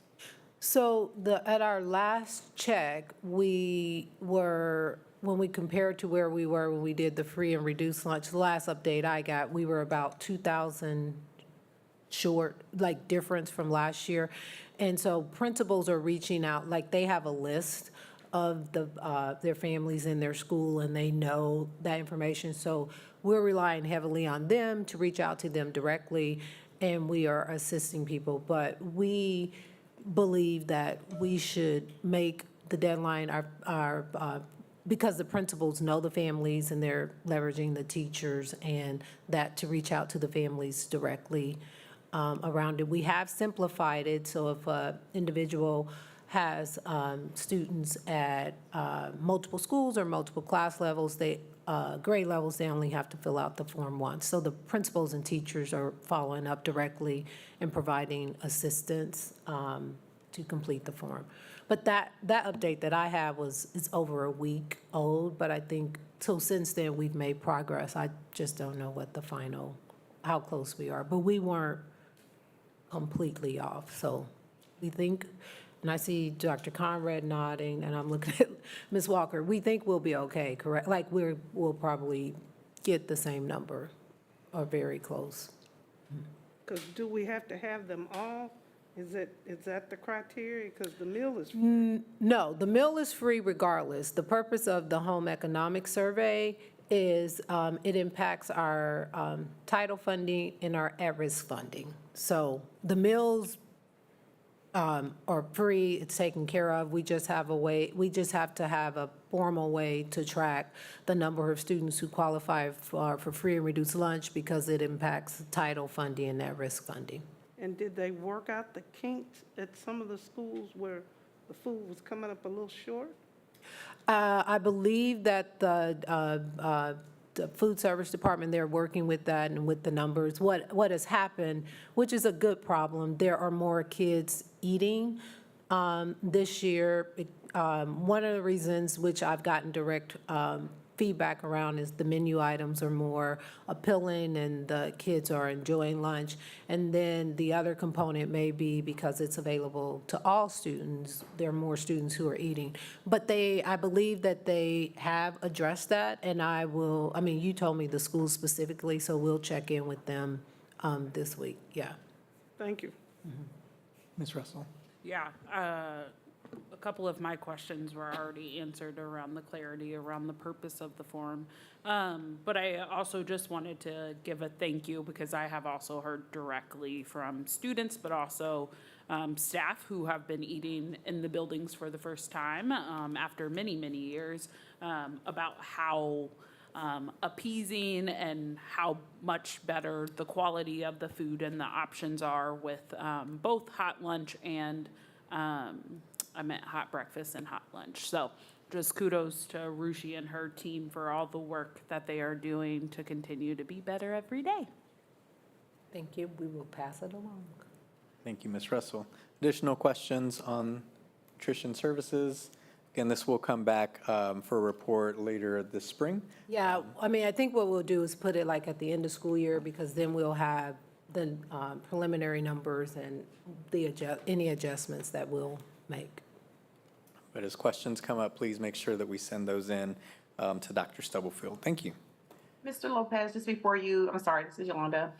Before you move forward, this has been said already. I just want to echo, I have also received lots of good feedback on our lunches and our food, so in our breakfasts. So I just wanted to, we've talked a lot about what it has not been, and so I just want to make sure we do really drive home what it has been. So thank you, Dr. Stubblefield and your staff. Thank you. I will add, the students, when I did my listening tour at the high schools last year, lunch came up as like the number one topic. And when I've been to the high schools this year, several students have thanked me and said, they appreciated us listening. We did show them, we allowed them to see a sample menu last spring. We also allowed them to do a taste testing. So they give firsthand feedback and they have been really, really appreciative. We'll, as we look at the menu next year, we'll continue to get feedback from them. While we primarily engaged the high school students last year, we'll try to figure out a way to engage students at the other levels as well. Thank you. So I may just think out loud here, and, I know we've got our culinary, we mentioned our culinary team from Wyandotte High School who catered a meal earlier today for a reception. Just thinking out loud, wondering about, with our Diploma Plus and real-world learning opportunities, engaging our students to open up a student cafe at any of our high schools, or working with outside small local businesses to, and I know capacity may be an issue, but thinking about how do we engage some local partners, local small businesses to open up. I'm thinking particularly a Black-owned business that's here in KCK, to have a space and open up a space in a high school to offer for students and staff to buy a cup of coffee or a cappuccino or a pastry or whatever that is. So just thinking out loud about what those possibilities could look like and experiences for our students who are in those tracks, and then opportunities to partner with local businesses here in the area. So we'll continue our agenda. Next agenda item is under board updates and approval. Board, these items have come before us at some point in some fashion and are up for potential action if the board so chooses. Board, I am going to move a couple of the items around just for the purposes of condensing some of the IT or TIS agenda items. So we're going to start off with agenda item B with our special education status update review. And it is recommended the Kansas City, Kansas Board of Education approve the proposal for special education status update review by the Center for Evaluation and Educational Leadership at the University of Kansas, is submitted by Dr. Lori, Executive Director of Special Education, and is recommended by Dr. Anna Stubblefield, Superintendent of Schools. There's a motion to do so. So moved. Second. Moved and seconded. Are there questions or discussion on this item? I don't have a question, but I did get a lot of feedback from parents and community people who attended the forum that SPED had at Memorial Hall, and they were really impressed and wanted to see if there's a way to do something else before the year is out again, just to give an update. I think you answered a lot of questions, clarified a lot of things, and they were really appreciative of it. Thank you, Ms. Page. Seeing no other questions or discussion, Ms. Smith, roll call. Yolanda Clark. Yolanda Clark. Yolanda Clark, yes. Thank you. Ms. Drew, Maxine Drew. Maxine Drew, yes. Janie Humphries. Janie Humphries, yes. Randy Lopez. Randy Lopez, yes. Wanda Brownlee Page. Wanda Brownlee Page, yes. Rachel Russell. Rachel Russell, yes. Dr. Nguyen. Dr. Nguyen, yes. Thank you. Motion carries. Thank you. We'll jump to agenda item C, 8C. This agenda item is for the graduation dates and locations. Dr. Stubblefield, before we actually move to or make a motion to approve any of the graduation dates, locations, want to just see if there's anything that we need to share. It is recommended the Kansas City, Kansas Board of Education approve the proposed graduation dates and locations for May of 2024 as presented in option 3, which is Children's Mercy Park. Is there anything else that you want to? The only thing, because I know board members were at the reception, and if you didn't open it, we did offer a 3A, B, and C based off of like the different times, like 1 on Friday, 4 on Sunday, or 2 on Friday with an earlier option on Sunday. We did, and we have, we do believe that this will be the last year that we would have to go with an outside location to hold everyone. There are a couple of indoor spaces set to open. One next spring. We didn't want to risk, like if construction got delayed, scheduling graduation and then scrambling at the last second. That's home field. They'll be able to host events like graduation. And then the new American Royal will open in 2025. So we will have larger indoor options after this year. And we have already reached out to engage so that we can bring options to the board for the class of 2025 early in the spring next year versus this time, so families can plan. Thank you. Is there a motion to approve option 3 for graduation dates and locations as recommended by staff? So moved. Been moved. Is there a second? I'll second. So there's options 3A, So- 3B, 3C. Yeah, what are so you- which, is there a recommendation on which one of those options Our original recommendation was 3A. There was a request to see an earlier time on Sunday, and then I think there was a request not to have one at 5 o'clock on Friday, so then that would push forward to Sunday. And there was a concern about parking and families being rushed out. The way Children Mercy Park works, when they are back-to-back, they would tell one group to park on the east side, and so when the other group is coming in on the west side, if they linger in the parking lot or outside of the facility, there wouldn't necessarily be crossover. Now, technically, people will park where they want to park, but there would be clear instructions about where to park. And I may be messing it up north and south. I can't, I'm directionally challenged, but, on the Nebraska Furniture Mart side and the Speedway side, that's where they have like a lot of parking. But then they have multiple lots. It's a lot of parking out there. So they have said that's what they've done when they've had graduations back to back, and that has alleviated it. So for clarity, was there from staff a recommendation on A, B, or C on any of those? option three? Our original one was A. So proposal 3A, and in case you don't have it open in front of you, would be the 2 graduations on Friday, May 17th, one at 5 p.m., one at 8 p.m., Sunday, 1 p.m., 4 p.m., and 7 p.m., and then Monday, May 20th, graduation dates 5:30 p.m. and 7 p.m. at Washington High School for Alfred Fairfax Academy and Reach 500.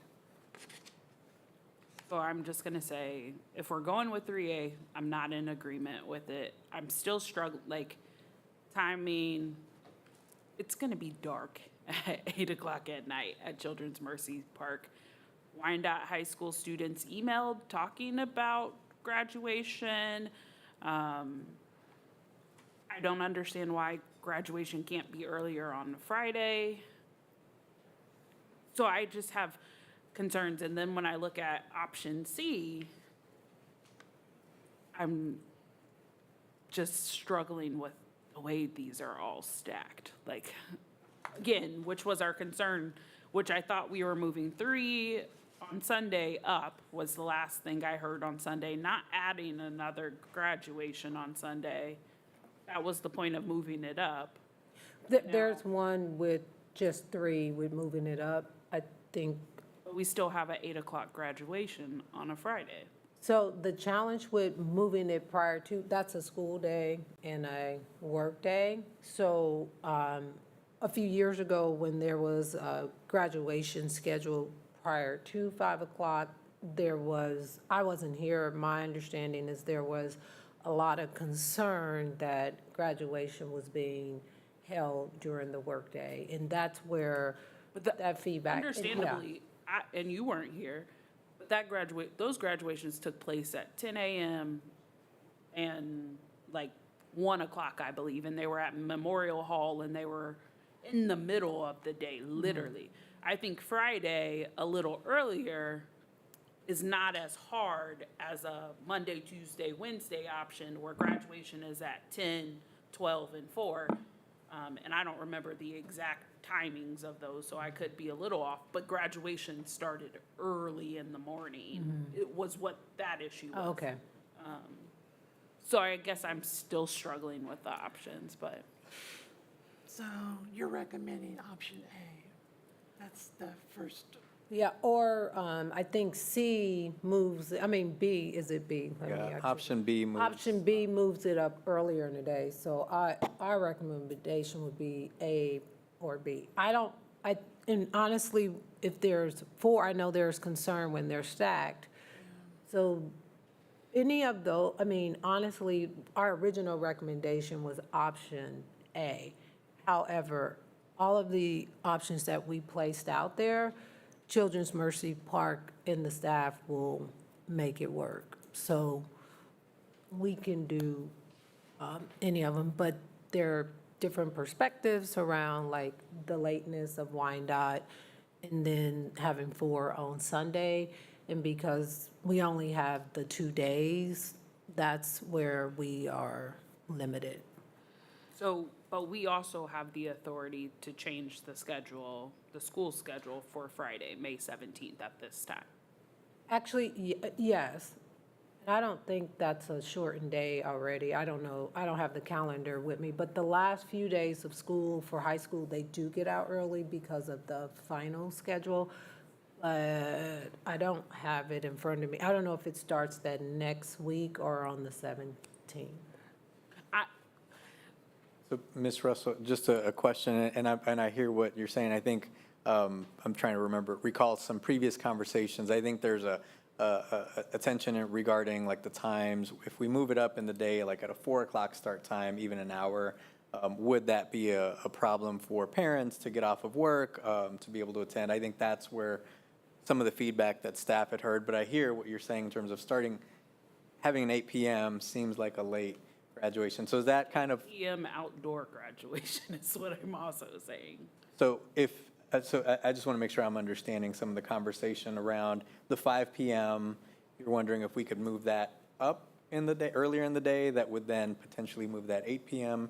earlier in the evening as well? Well, I'm assuming that we would do I'm looking at this and it's somewhere between 3 and 4 hours is the turnover. So yes, short answer, yes. 4 and 7, it's September 12th. I'm assuming if we decide on dates, people would have the time to do that. And I recognize, we're not gonna be able to please everybody, but an 8 o'clock graduation is something we've consistently heard the last 2 years is not okay either. So I'm trying to find a meet in the middle. Ms. Humphries? My question is, Friday the 17th, is that a full day of school for our elementary, middle, and other students? So if it's an early out, when it's on the calendar, and I'll pull up the calendar, it would be, all the schools get out early dismissal at the end for like finals and the last few days of school. But I think it's the next week. So that's a full day of school for all of our students. So if parents are coming to a 4 o'clock graduation, they're going to be pulling their other kids out of school to attend or risk leaving those kids unattended at home. Yeah, but I think what Ms. Russell was saying, we could make Friday an early out for everyone. Like, we would have the authority the board could say that. It's what I think she was saying. Currently, it's not for anyone, but when we make those adjustments at the end of the year, we did it equitably across the district, yeah. And I also have the concern about a lot of people have the flexibility to ask to get off work early. A lot of them don't, especially in the service industry. You don't ask to leave at 3 o'clock, especially on a Friday, to go to a 4 o'clock graduation. That just, food service and stuff, you're not allowed that flexibility. So having graduation, even at 5 o'clock, bothers me. But earlier than that, I really think it is not fair to our families. That's, especially on a Friday, because that is restaurants and places like that, you don't get off early. Additional thoughts or questions? Mr. Lopez, this is Yolanda. I'm sorry. Thank you. Ms. Clark, go ahead. Was there someone in front of me? Okay. One of the things I understand time. I have some of those same concerns, but I also want to make sure of what the true ask is for tonight. Should we be focused on the place and then we can figure out times, or do we have to have the times tonight as well? Because I know we need to preserve the location. Yeah, so technically, no, we don't have to have the times. We can work through the times, but we do need to secure the place, because I will say, while Hy-Vee is still on there because it was an original option, all of those dates are not available, so Hy-Vee is not even a viable option anymore. So we do need to secure a place, and then we can look at the times and try to have that resolved by the next meeting. Or, early October, because one of the things we could do is survey, just give us an idea of the seniors at Wyandotte High specifically, or the schools, like if we were to bump it up, if we were to move, is it Sumner that was at 4? I need to find out. Schlegel, we can say if the graduation was at 4, like we can engage them specifically, give parent feedback, like would you be able to attend? Okay, so that's, Oh, sorry. you probably can follow, that's my recommendation. I understand all of them are important, but I think we need to figure out our time our place, so that we don't lose out on another option. When you reserve the place, what time, We have it the full day. from when? Dr. Wilson, I think it's 8 to, we have it the 10 whole. or something? Yes. Okay. Dr. On Sunday as Wilson. well? Yes.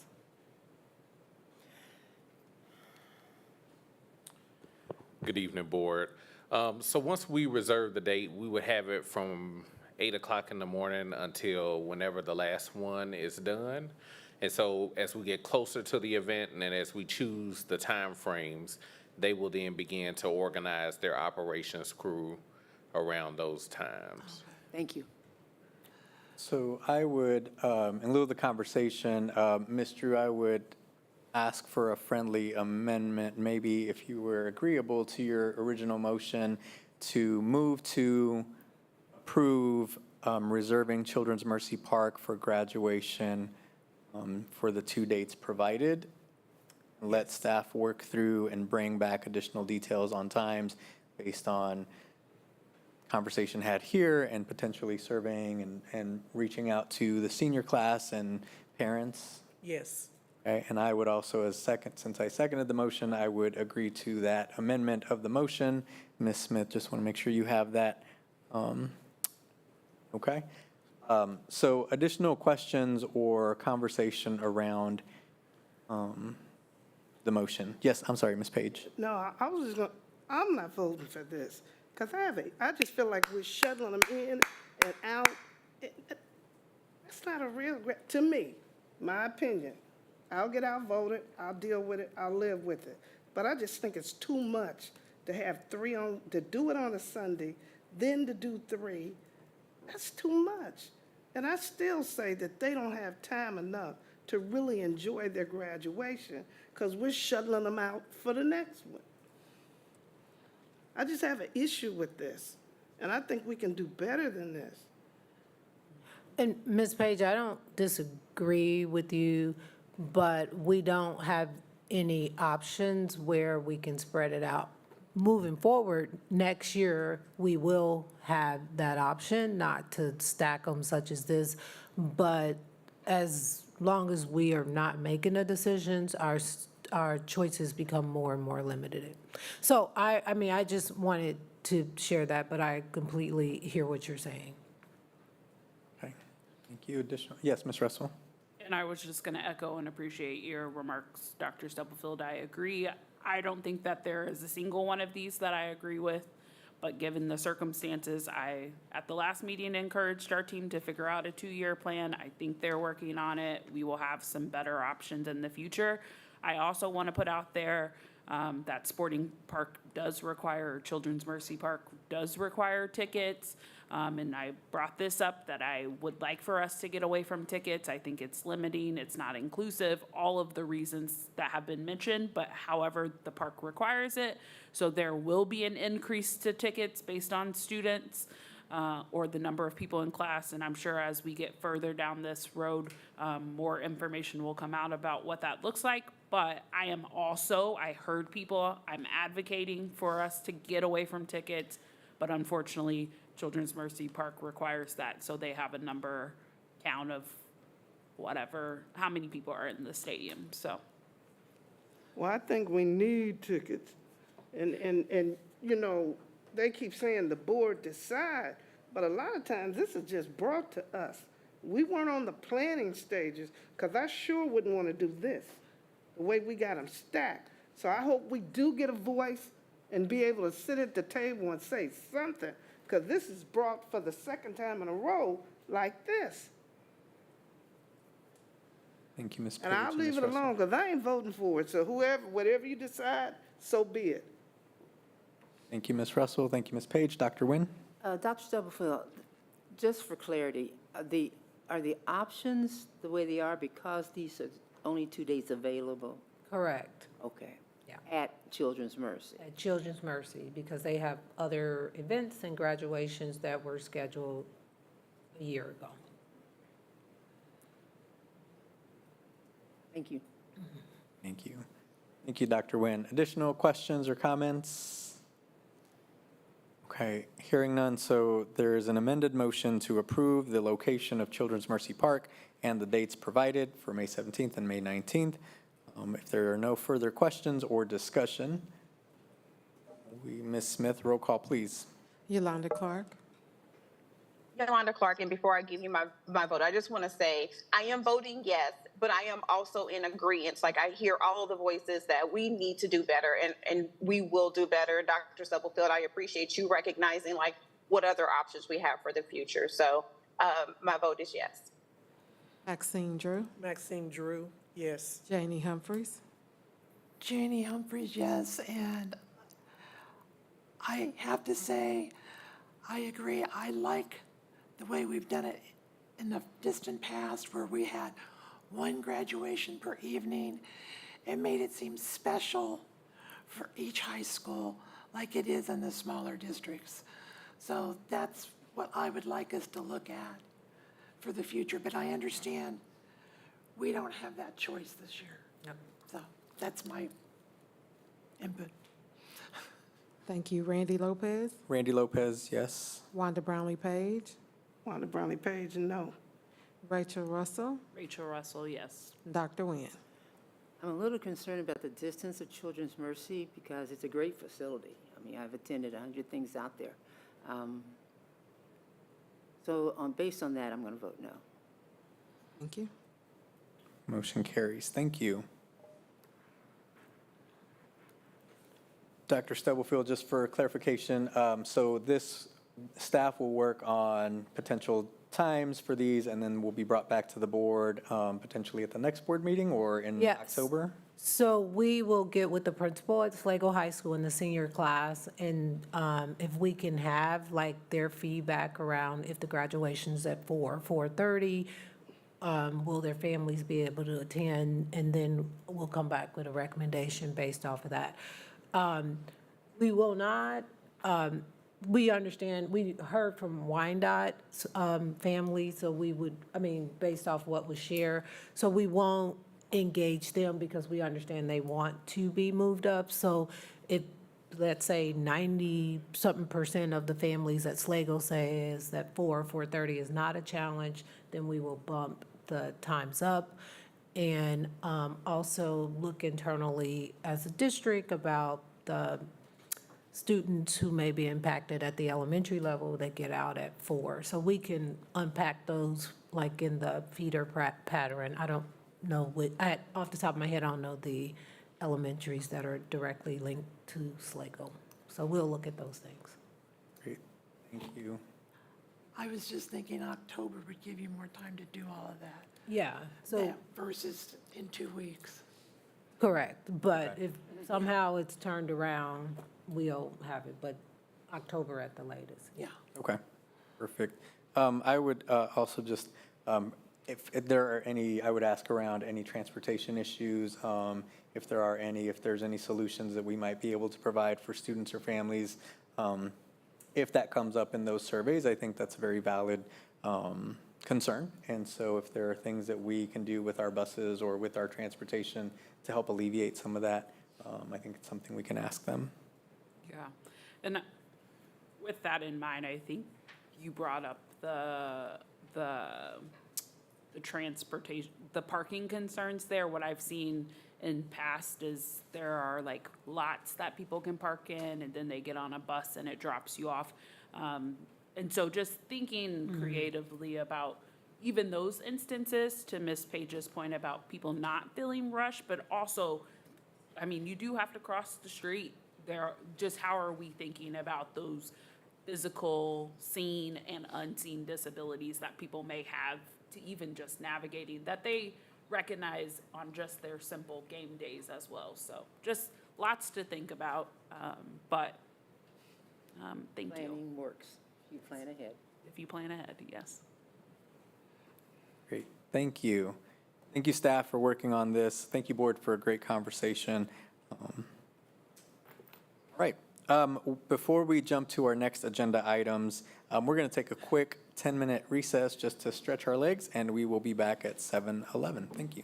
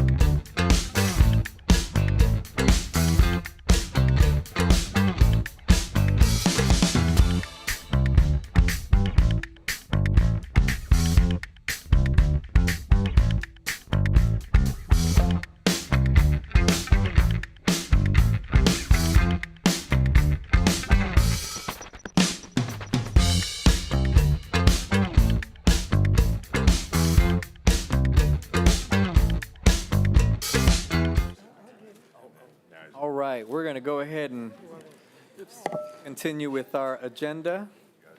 Thank you for allowing us a quick recess.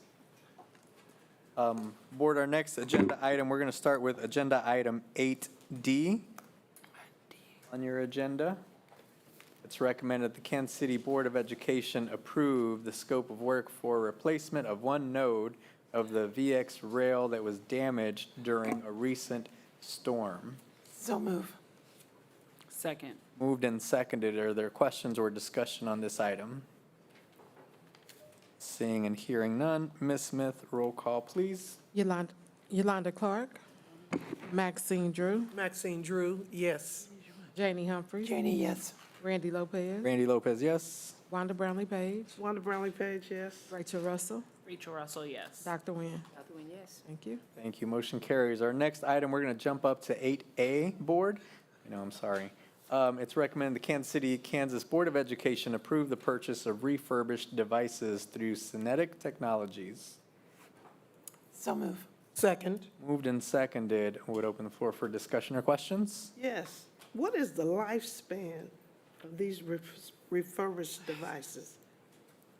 And I apologize, I didn't ask earlier. That's No, all you're right. fine. Mr. Hoda's coming forward. Good evening, Board. The lifespan of the refurbished device would be 4 to 5 years. You said 4 to 5? 4 to 5 years, Okay. yes. And can I ask this, why wouldn't we buy new ones? I'll let you. It's really the cost. And so we're getting the refurbished ones, and typically we refresh every 4 to 5 years anyways on devices.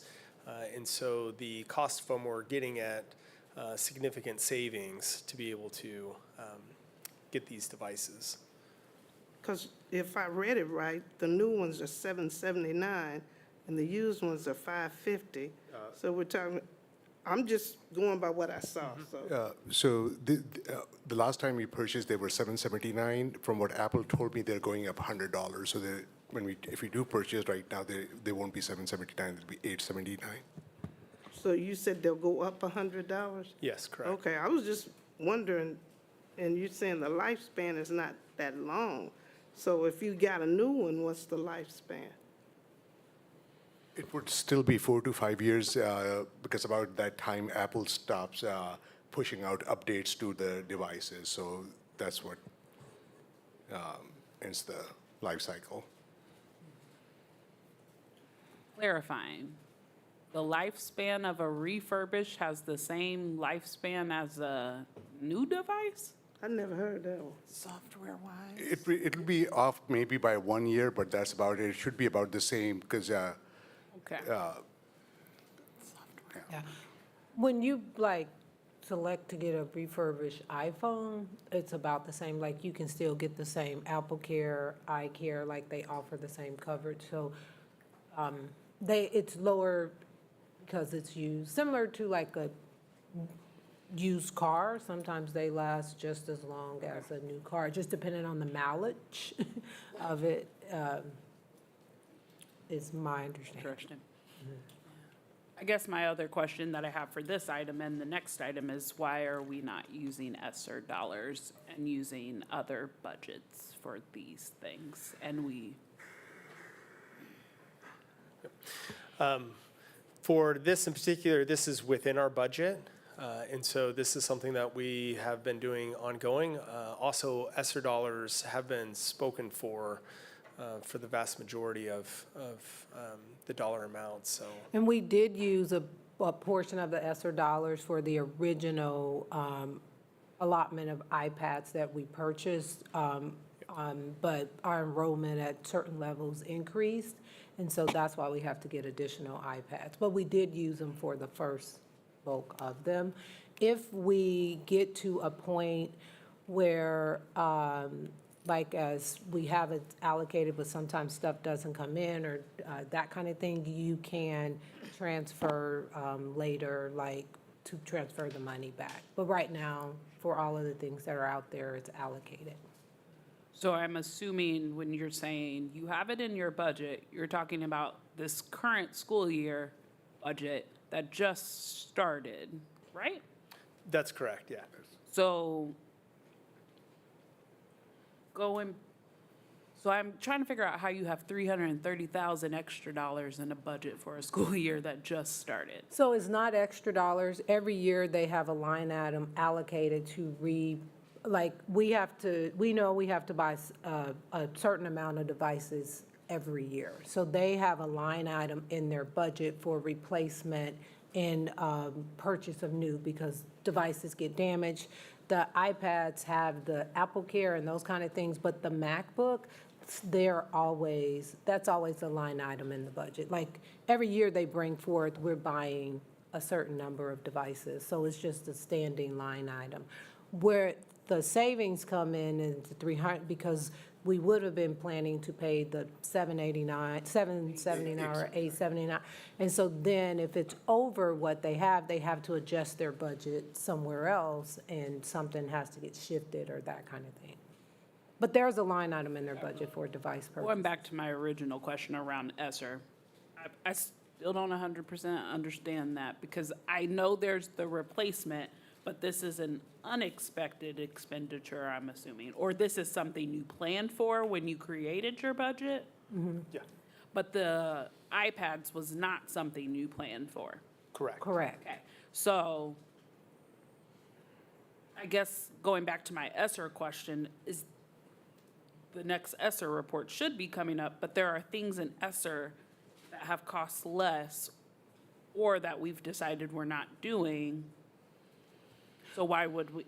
So what I'm saying is we wouldn't plan to spend that until those expenditures, because something may be on delay or something may be less, but something else may be over. But at the end of the fiscal year, you can do like a line transfer. So if we come in way under, we could transfer it back or do, if we chose to.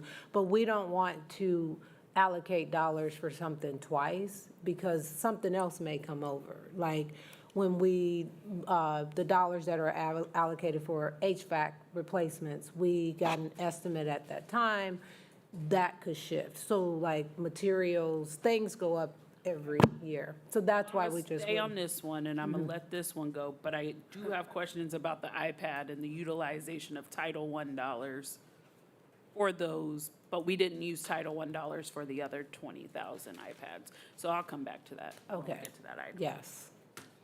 So is this something we're gonna do every year? We buy refurbished stuff?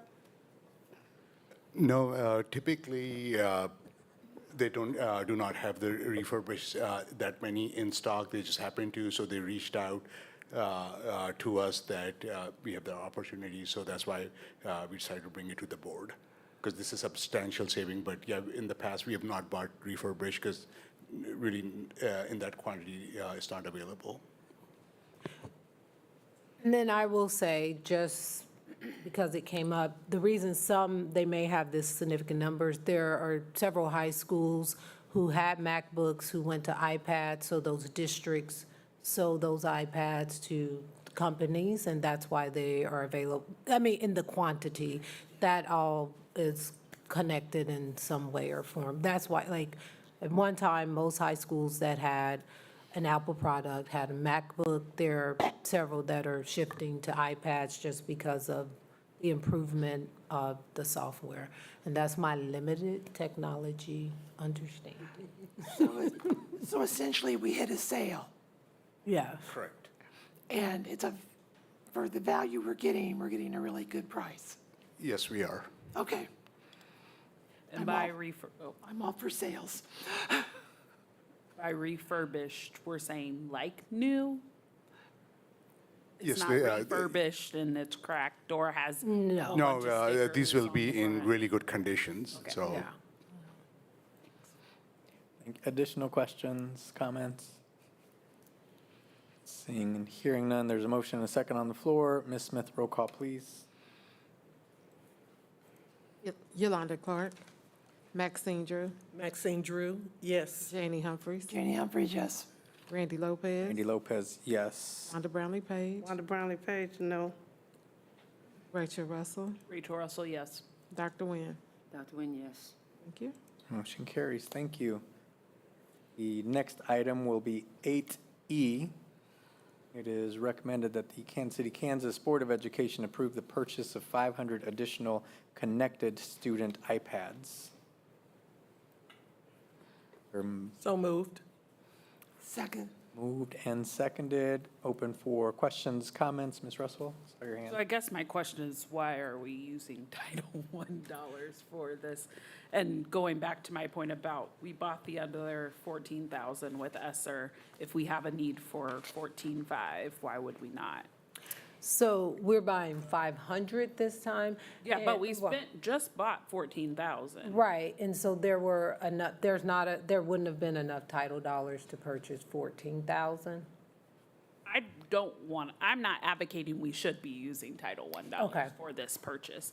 I am advocating that if we spent 14,000 in ESSER dollars, if we bought 14,000 iPads in ESSER dollars, but we need 14,005, we should be buying 14.5 in ESSER dollars because that's what our need is. That's what we do with when something goes over budget, we don't split it, but I don't understand why we're using Oh, that. you're saying we should, okay, now I understand what you're saying. Sorry. You're saying that when we're talking about over, under, with our ESSER dollars, so we've already paid for the 14,000, so we should just increase that line item in ESSER dollars, and then something else is shifted there, correct? The additional 500, Yes, that's what I'm Okay. saying. Because Okay. I don't know I'm where clear Title on that. I came into account.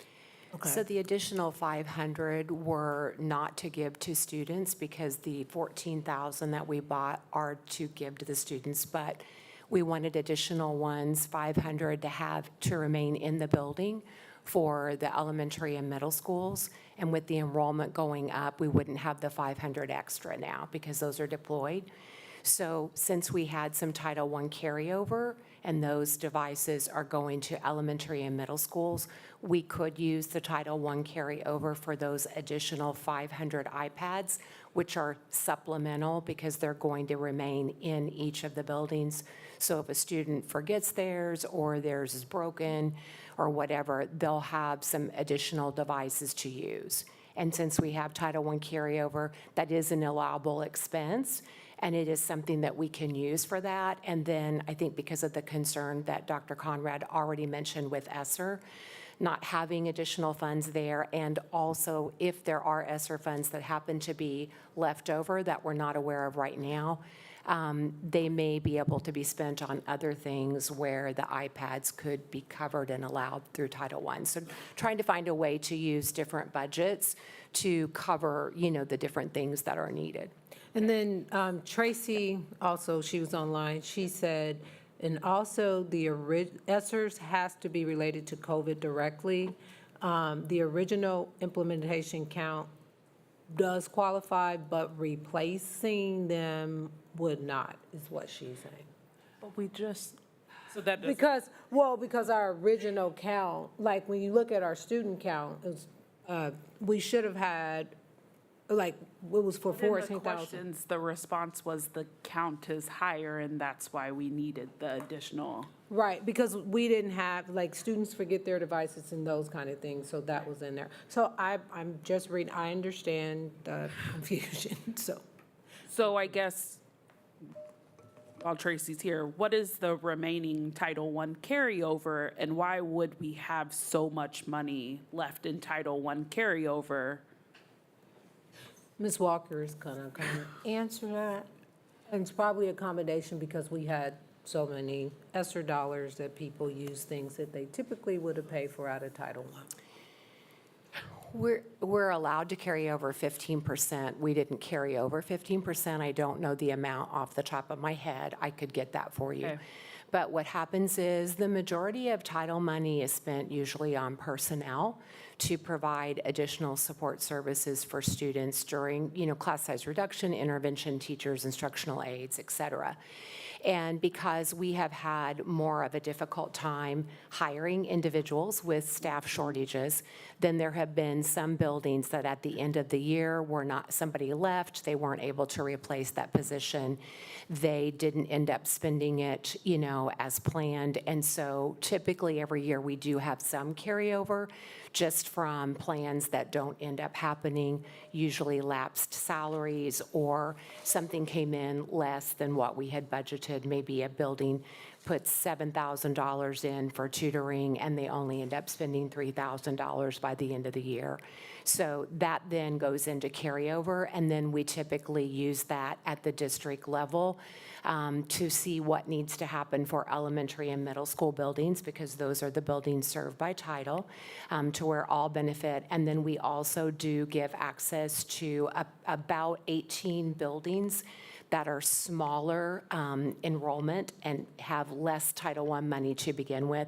Some of them get access for the Title I carryover because that supports then field trip cost and fees as well as transportation. So it's kind of a combination of how we use those Title I funds, and that's been typical every year. Okay. Okay. And I guess with that, I would just add that family and community engagement continues to come up in our title schools, and I will continue to advocate that we need to be using those dollars for those things, because if we're having this amount of carryover, but parents are saying their needs are not getting met in the classroom to be able to support their child, that is the purpose of Title I dollars, to my understanding, is to increase that. So if you're telling me we have all this money left over from supplies, personnel, then it makes me wonder, why are we not doing what parents are asking for and the supports, and how do we manage that?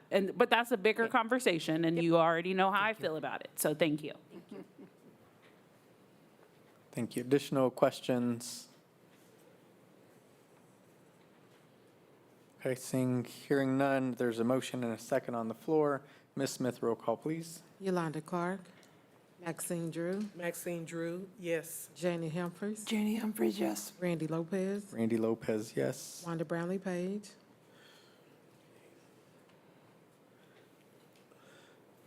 I'll vote yes. I'm having some problems with that, but yeah. Rachel Russell, Rachel Russell, yes. Dr. Nguyen. Dr. Nguyen, yes. Thank you. Motion carries. Thank you. Our next agenda item, 9A, this is for informational purposes. Is this? No, this is home field. It is informational purposes. It'll come back at the next board meeting. As we mentioned, home field will be, their plan is to open their facilities this spring. The agreement is to allow our athletics teams to have access to their baseball, softball in their indoor gym facilities at a nominal fee. In most cases, they're not charging us to use the facilities, but there may be some things that they have to charge for, like security or that kind of thing. And it just will provide, honestly, access to all of our schools, specifically our high schools and middle schools, to fields that we currently don't have, and our gym space if we were holding a large tournament, and or similar to like when Sumner went to Sub-State, we had to turn people away, we could have moved the game to a larger gym so that more people can be there. So who would be in charge of ensuring equitable access for all of our schools? Is that the athletic director? The district athletic director in conjunction with the athletic directors. If you recall, all of our schools play our baseball teams play a game or two against each other out at Kansas City, Kansas Community College, so it would be similar to that. So it would be equitable access. I will say that if you haven't been out there, they have multiple fields, and their gym is pretty large, so it would not be a matter of like, not us, like if we say we want all of our high schools varsity to have 5 games out there, they probably would be able to easily accommodate that. Okay. Yeah. And when you say a nominal fee, how much, could we use our own security, or they have their own? And how much is that security? Can we get more specifics? So they don't know at this time because they haven't created their fee structures, but it is similar to like a Sporting KC or Arrowhead Stadium. In order for their insurance and those kind of things to be in place, they use their staff. Now, the level of security that they may need for an outdoor high school baseball game would probably look very different than if we were hosting a multiple school baseball or basketball tournament. And I think that's where like our athletic director, Mr. Lilly, and others will engage with them. I will say they started reaching out to us last fall, and they do want to be great community partners, and they are not trying to make a profit off of the school districts because of, they really are trying to be good partners and invest in the school districts. So that's why they are saying nominal around that, the language. That's all of the conversations that they had with us. They are not trying to make a profit off the school districts at all. Well, when they get their fee listing, can we see it? Because when people tell me nominal, I get nervous. Yeah, so once we have see the numbers. yeah, so once we have it, we'll share it, but we also have the right not to use it, right? So if it's something that we're like, this is ridiculous, it's not affordable, we'll just continue to use our own facilities. So we didn't sign any contract? No, this is the friendly first, this is just the MOU with them saying they will not charge us for use of their facilities, but there may be a nominal fee for other incidentals. And once we know that, we can always say that's not in our budget, so we'll do it at our own facilities. Okay. And this is just information, no action, we'll bring it back. If we have, I doubt that we'll have more information by the next meeting, but as they solidify their opening day and their fee structures, and any time that we would bring a contract forward for, let's say, if we say, okay, we're gonna do all of our varsity baseball and softball games there, we would bring that forward with the actual cost, and then the board would see it at that time, because their fee structure can change from year to year, like many. So this is just entering into an MOU with them, but anything that would require an additional contract or cost, we would bring back to the board separately once we know that. I do believe, Mr. Lee, I may be wrong, but we will possibly have access to the fields this spring. Yes, possibly. So I was just going to say, I'm excited for this partnership. I know that it's a part of their incentive agreement with the UG as it relates to what the return on investment for the community is. Just a couple of things that I brought up that I have concerns about in this agreement was the language around concessions. I know a lot of our high schools, for student activities, depending on what activities are being hosted, they fundraise through their student concessions. Under this agreement, the concessions is completely managed and ran by home field, and so just what that conversation looks like. I think there potential is some opportunity to discuss that further, as well as signage. When we make an agreement to partner with someone, I still always want our students to have that sense of, or our athletes, when they walk onto a home game on their field, that it somewhere says, this is my field. So if we're bringing in someone else, that they can see that representation, just like we see at Schlegel Stadium or Wyandotte.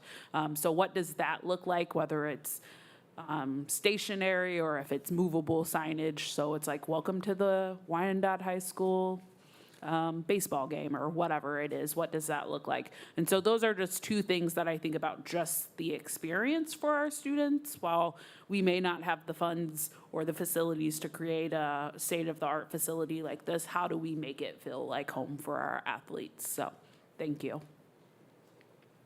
Thank you, Ms. Russell. Additional comments, questions? As they come up, please make sure we send those to Dr. Stubblefield and the team, and this will potentially come back for action at a future board meeting. Thank you. Our next agenda item is agenda item 10, under policy review. Board, we are bringing back the third read for KASB recommended policies under item A, and I will hand this off to Mr. Goheen. So we went back through the policies and the prior board agendas. I know they're kind of broken up here on the, in section 10.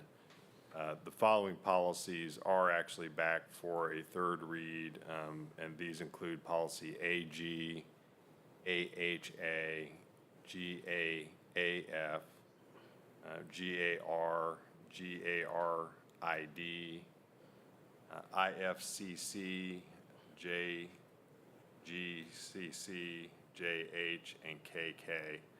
I note that on the agenda, it does show IFCC as a second read as opposed to a third read. We did go back and look this afternoon just to make sure. It does look like from the, and we reviewed the board minutes as well as the actual video from the meeting.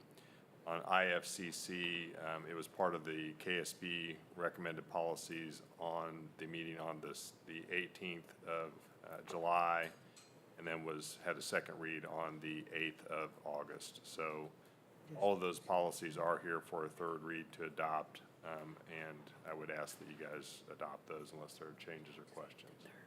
And we can give a list to Ms. Smith to make sure that we've got that reflected in the motion, so it's all clear. And we did make sure this afternoon that, or actually it might have been this morning, but it was either this morning or this afternoon, that the final version of all those policies is in board docs for the board. Thank you, Mr. Took the prior versions out so that you could just see the final version. Thank you, Mr. Goheen. So, Ms. Smith, if we could just make sure we reflect that item C to be a third read for IFCC, and we'll make sure that we have the correct list of all of the policies that are up for third read that Mr. Goheen mentioned. If there are no questions, would entertain a motion to approve those policies listed for third read.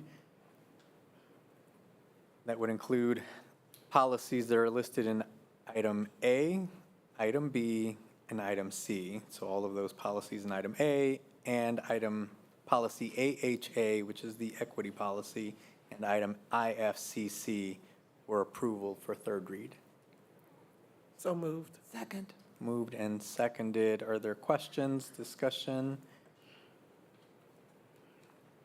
Quick clarification, Mr. Goheen. So on AHA, the final version would be the one with the red line in that, in the agenda? That's correct. Okay, thank you. Additional questions, comments? Seeing and hearing none, Ms. Smith, roll call, please. Yolanda Clark, Maxine Drew, Maxine Drew, yes. Janie Humphries, Janie Humphries, yes. Randy Lopez, Randy Lopez, yes. Wanda Brownlee Page, Wanda Brownlee Page, yes. Rachel Russell, Rachel Russell, yes. Dr. Nguyen. Dr. Nguyen, yes. Thank you. Motion carries. Thank you.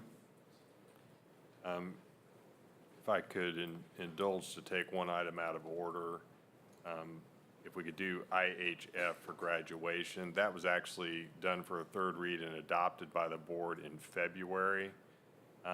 We were made aware that there was a error in the version of the policy that was attached to the agenda for that meeting. And so to correct that, we do need, I'm calling it a fourth read, just to make that one correction, and it is literally to strike that one clause out to make it clear that it's applicable, not just in that calendar year.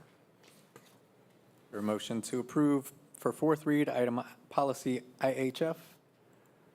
So moved. I'll second. Any questions or feedback? Ms. Humphries? Little confusion here. I looked up IHF on the policies and board docs, and it shows that it was revised 9/27/2022. It was never uploaded. Yeah, that's The not new policy was never uploaded. Okay, so that is incorrect? Yeah, so it was adopted and approved in September, and that's the version, that's the last version that appears in board docs. But it came back to the board in February, and in February, there was a further modification of it by the board, which was the final third read that was the adopted policy for the graduation last year. Okay, There was that clause that we're now saying needs to be removed was inadvertently left in the policy when it was adopted in February. okay. So on the, I printed it out. Yeah, that's fine. The one today in board docs, it says reviewed 2013, approved 2013, reviewed 2015, revised 2015. It doesn't mention that it came to us. Yeah, that probably needs to be reflected. That's not really part of the policy. But That we just- have, we have to have that in there showing each time that we addressed it, so that will be updated. Correct. That part's not part of the policy. That's just the clerk updates when they actually came before the board and reflects those in the final version. Okay, so you and Leslie will get together and make sure that that's current when it gets posted into the board docs again under policies. Correct. And you'll notice on the heading's not on the version you see either, and if you look on when it's in board docs, the heading's actually up at the top as well, and it shows a final revised date or last reviewed date or something like that. Okay, I just remember you mentioning before that we need to keep track of every time we adjust a policy. Correct. Okay. Additional questions, comments? Thank you, Ms. Humphries. And hearing none, Ms. Smith, roll call, please. Yolanda Clark, Maxine Drew, Maxine Drew, yes. Janie Humphries, Janie Humphries, yes. Randy Lopez, Randy Lopez, yes. Wanda Brownlee Page, Wanda Brownlee Page, yes. Rachel Russell, Rachel Russell, yes. Dr. Nguyen. Dr. Nguyen, yes. Motion carries. Thank you.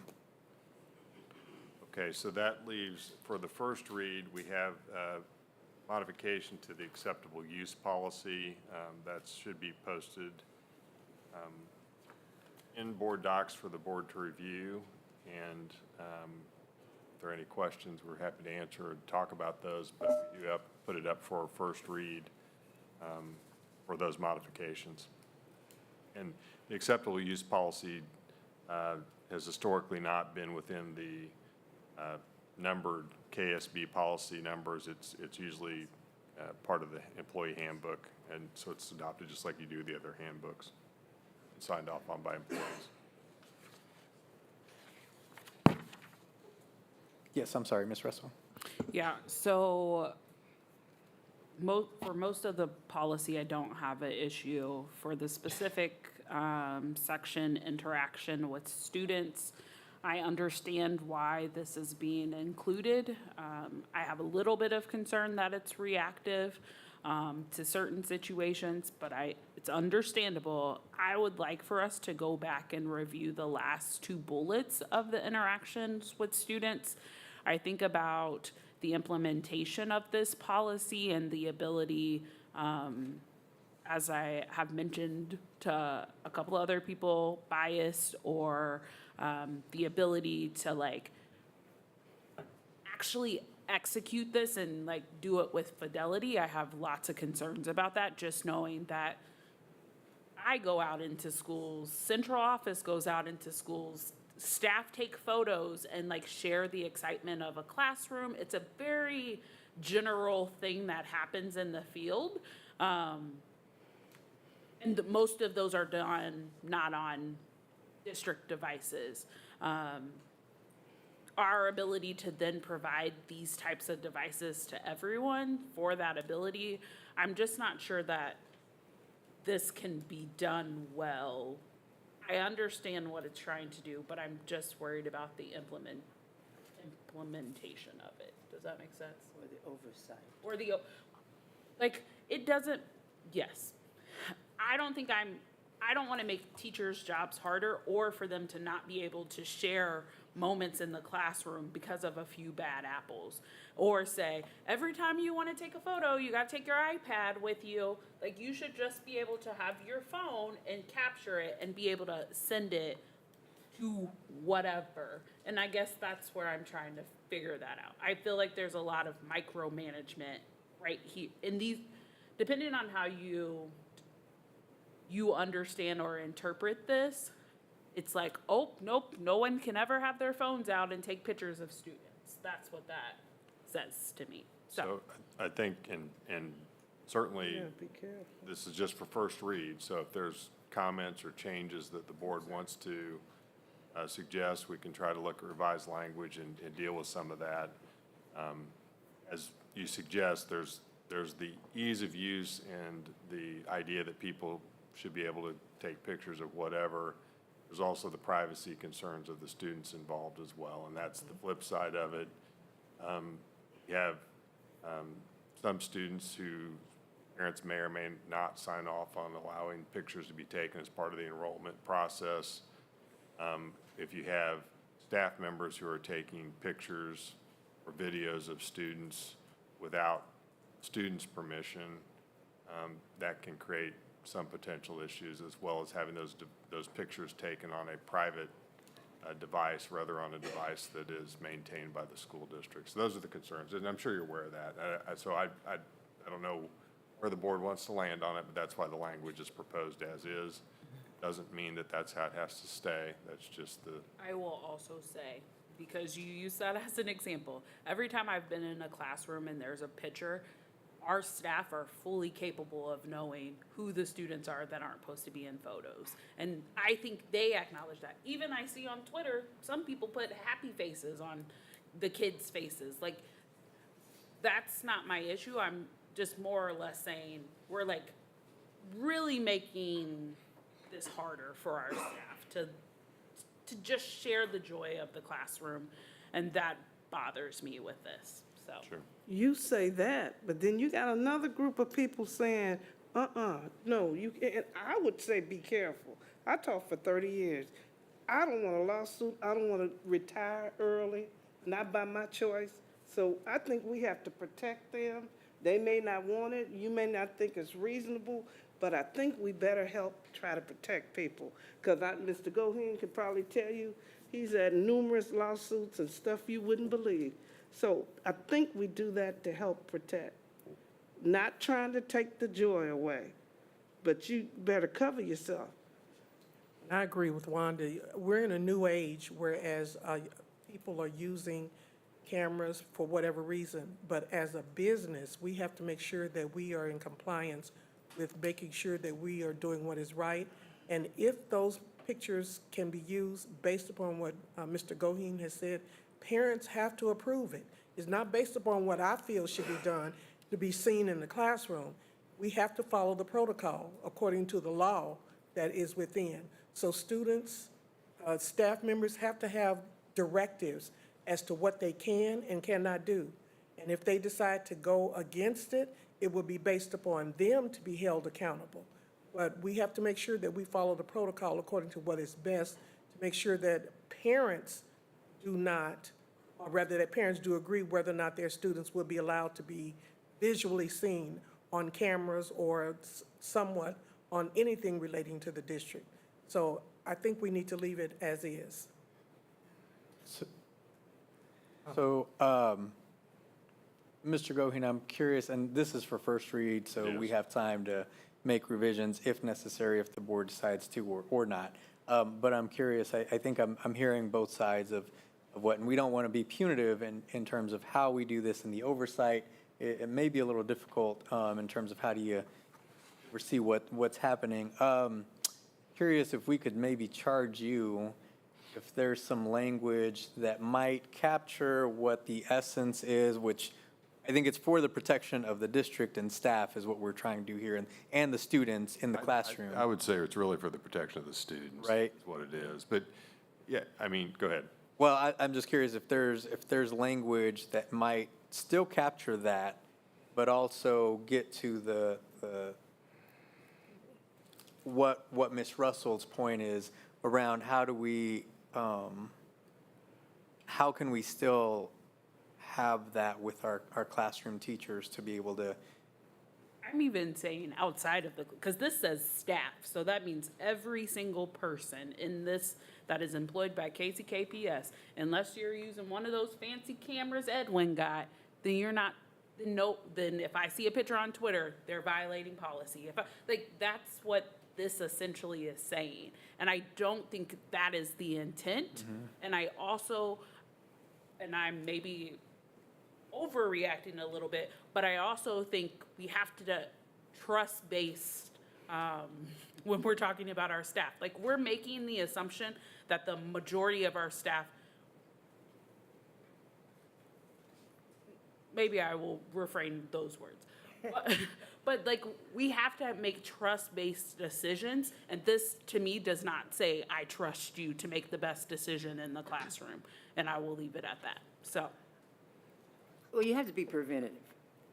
And, twisting around saying you just use USD devices is the same thing. Yes. So if you want to be positive, say, I have a question. Dr. Stubblefield, are all staff, do they have capacity or whatever the school issues them to take photos? Now all staff has an iPad, so they could take photos. So, with respect, I think you're seeing some monsters that are not there, but So why the did we add it? potential, because it is happening, and it is reality. So to say you don't use it, it's very clear. Clarity is best. For me, this kind of situation, trust is not even, well, I would say trust has to be verified, but you need to know upfront what you can do and what you can't do. I understand that, but I heard what you said about prevention. But if someone's going to do it, they're going to do it whether it's this Okay, device and then or they violated the policy, and then there is accountability. But it has to be clear. That's about as clear as it can be. And not to belabor this, they still can post on social media platforms. It just is saying that it should be professional, non-sexual. So it doesn't prevent them from posting. If I'm all electronic communication, and that, did I read that wrong? But they cannot use their own personal Right. device. Yes, they have. So, But we also don't allow Twitter, Facebook, that on our school district devices, correct? Is that correct? That's correct. So again, we have to understand the entire part of the story. So if Right. we have one policy that says you can't use that on our district devices, we can't say the only way you can do that is on our district. But, and I think that is something that we can go back and look at, because we can, for staff, explore what that looks like, and I don't know. So that's something that, while you're bringing it up, we can Yeah, look at it. and these are all policy-level discussions and decisions for the board to make. I mean, that's why these policies get brought to the board, so you can have a discussion about what you want that to look like. But I would say, again, part of this is to address concerns for the students and the students' parents, and to make it clear, as Dr. Nguyen said, what the parameters are for staff, so that they know what is allowed or not allowed. And I do think the one thing you do have to think about is, it's one thing for kids to get their picture taken as part of a school activity and have that be posted out on the school's social media site, or if a teacher's got a professional site affiliated with the school. That's one issue. If it's going out on some random staff or employee's personal account and the parent doesn't know anything about it and the school doesn't know anything about it, that might feel different for the parent. And I'm not suggesting that's right, wrong, or indifferent. I'm just saying, I think all of those things are things you guys need to be thinking about and try to help craft a policy that addresses both Ms. Russell's concerns and some of the other concerns that were put out there so that it's all addressed the best you can. And there's nothing perfect with this. And don't they have to sign a waiver at the beginning of the school year? Students or the Yeah, parents. whether yes. you want your child to participate, be photographed, whatever. That's right. They can opt They out. have to do that at the beginning, at least that's what they used to do. They still do. They do. We That's keep what I track of thought. it at Infinite They do. Campus. They do. But there's a fine line between that and someone taking a picture of your child on their own device and taking it home with them versus taking it with the iPad and posting a classroom activity. Some parents would say, oh, that's fine that you did that and posted what was going on in the class, but they don't want you taking their child's picture home on your device. That's why I said I thought it was something you Yeah. signed. So that's, we gotta So weigh when you that. go to events and take pictures, are you not still doing that same thing? Public events like games and things are covered differently under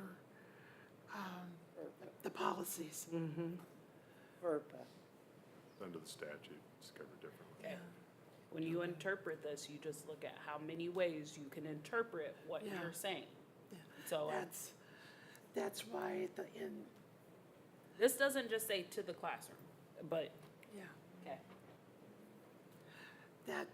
that's why, I mean, if we're furnishing them all with iPads, anything that they do with that device is trackable by TIS. It makes them accountable to us. If it's on their own personal device, you'd have to, if there's something came up, you'd have to go through legal search warrants and stuff, right? Potentially, yeah. Yeah. So that's, I mean, if we were not providing them with means to share what's going on with the district device, I think I would feel a little different. But we gotta do that balance there.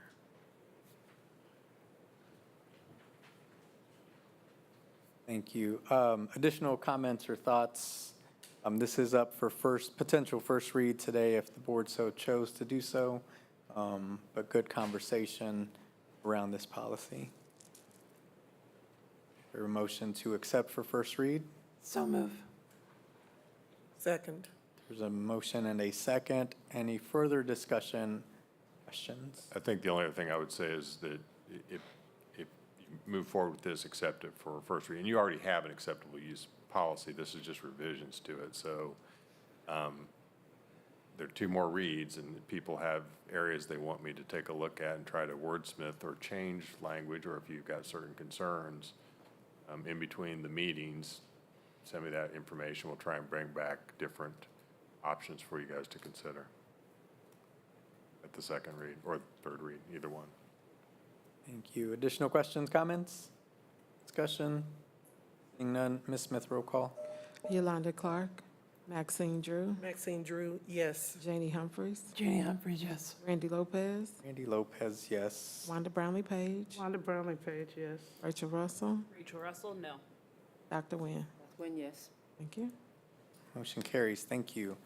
Before we move to our next agenda item, item 11, I did just want to say quickly a big thank you to everyone who has worked on our equity policy. We approved today's third read of the equity policy, and so thank you to Dr. Kanice, Selena Swillick for all of your work on pulling this together and making sure that we had an equity policy that reflected the district's values. And I want to thank everyone who helped to craft that. I know we had some board members, I believe Ms. Russell, and some other board members who participated in that, and other community members. Student voice was a part of that, and other district leadership. So I do want to just say thank you that we have that on the books now, and I know that this is a living, breathing policy that will continue to evolve and shift and change as we need to. But I think it is a big step for our district. I know DEI, the Diversity, Equity, Inclusion Department, has been integral to the work that we're doing, specifically around our strategic plan as we move forward, as we have our North Star and how it's embedded in the work, including the work in all departments for the board, and as we try to reach our North Star. So just thank you for your commitment and dedication to get this work done. And again, thank you to everyone who was a part of that. Super important, and I just didn't want to gloss over that third read for the equity policy tonight, and just say thank you for that.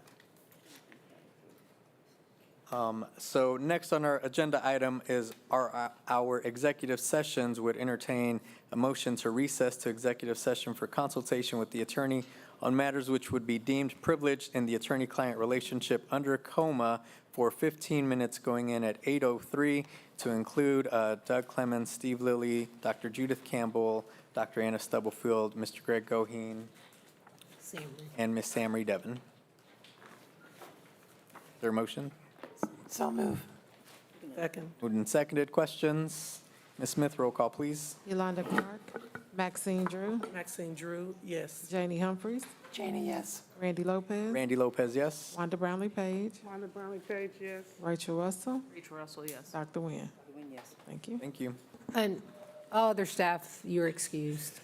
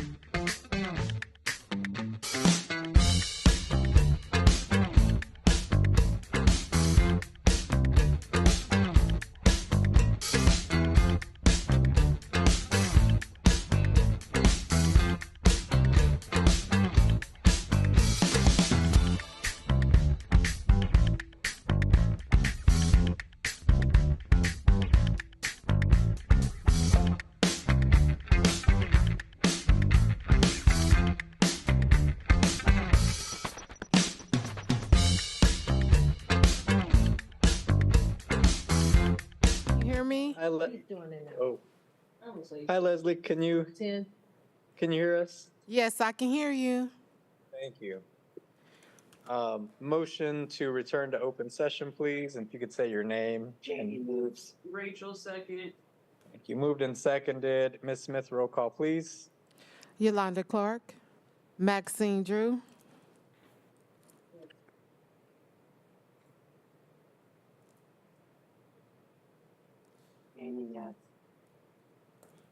Randy Lopez, Lopez, yes. Wanda Brownlee Page, Rachel Russell, Rachel, yes. Dr. Nguyen. Thank you. Thank you. Would now entertain a motion to extend executive session for 10 minutes. So moved. Second. Moved and seconded. Moved by Ms. Russell, seconded by Ms. Humphries. Ms. Smith, roll call. You said extend for 10 minutes? Yes. Going in at what time? 8:28.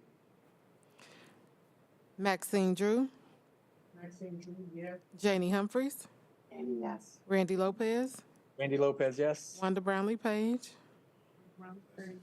Rachel Russell, Rachel Russell, yes. Dr. Nguyen. Thank you. Thank you.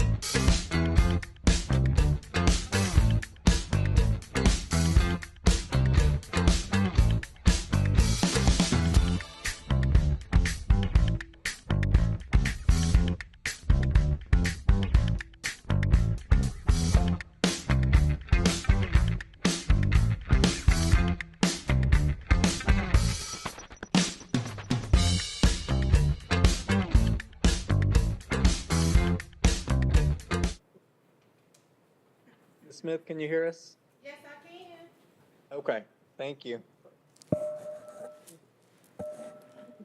Go ahead. Thank you. Motion to return to open session, please. Janie moves. Second. Seconded by Ms. Drew. Ms. Smith, roll call. Maxine Drew, Janie Humphries,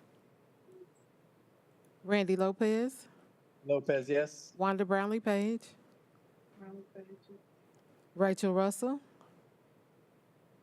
Rachel Russell, yes. Dr. Nguyen. Thank you. Thank you. Motion to recess to executive session for consultation with the attorney on matters which would be deemed privileged in the attorney-client relationship under COMA for 10 minutes going in at 8:42 with the same folks as the first session. Janie moves. Rachel, second. Moved and seconded. Ms. Smith, roll call, please. Maxine Drew, Maxine Drew, yes. Janie Humphries, Randy Lopez, Andy, yes. Wanda Brownlee Page, Rachel Russell, Rachel Russell, yes. Dr. Nguyen. Thank you. Thank you.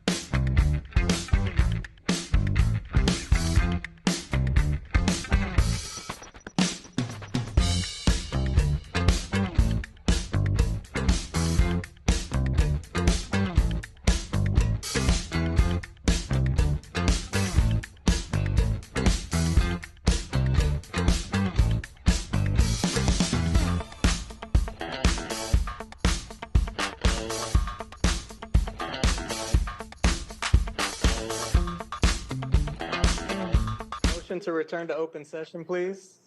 By Janie. Second by Rachel. Moved and seconded. Ms. Smith, roll call, please. Maxine Drew, Yes. Janie, yes. Randy Lopez, Yes, Wanda Brownlee Page, to come back into open session. Oh, okay, yeah, on that, thank you. Rachel Russell, Rachel, yes. Dr. Nguyen. Yes. Thank you. We're back in open session. Motion to recess to executive session to discuss teacher negotiations pursuant to the exception for employer-employee negotiations under COMA, with everyone from the previous exec session to be included with the exception of Mr. Doug Clements for 10 minutes going in at 9:02. So moved by Janie. Second by Rachel. Moved and seconded. Ms. Smith, roll call, please. Maxine Drew, Maxine Drew, yes. Janie Humphries, Randy Lopez. Okay. Wanda Brownlee Page, Rachel Russell, Rachel, yes. Dr. Nguyen. Thank you. Thank you.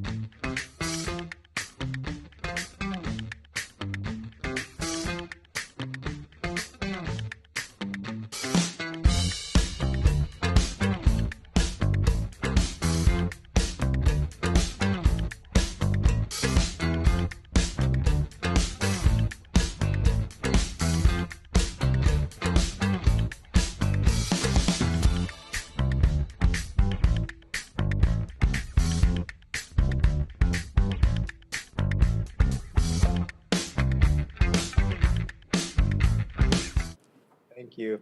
Motion to return to open session. Cheney moves to return to open session. Rachel, second. Moved and seconded. Ms. Smith? Maxine Drew, Yes. Cheney, yes. Randy, yes. Rachel, yes? Oh. Dr. Wynn, yes? thank you. Thank you. Motion to recess to executive session for consultation with the attorney on matters which would be deemed privileged and the attorney-client relationship under coma with potential action to follow for 5 minutes. Cheney moves and Rachel seconded it. Moved and seconded. Ms. Smith, roll call, please. Maxine Drew, Cheney, yes. Randy, yes. Rachel, yes. thank you.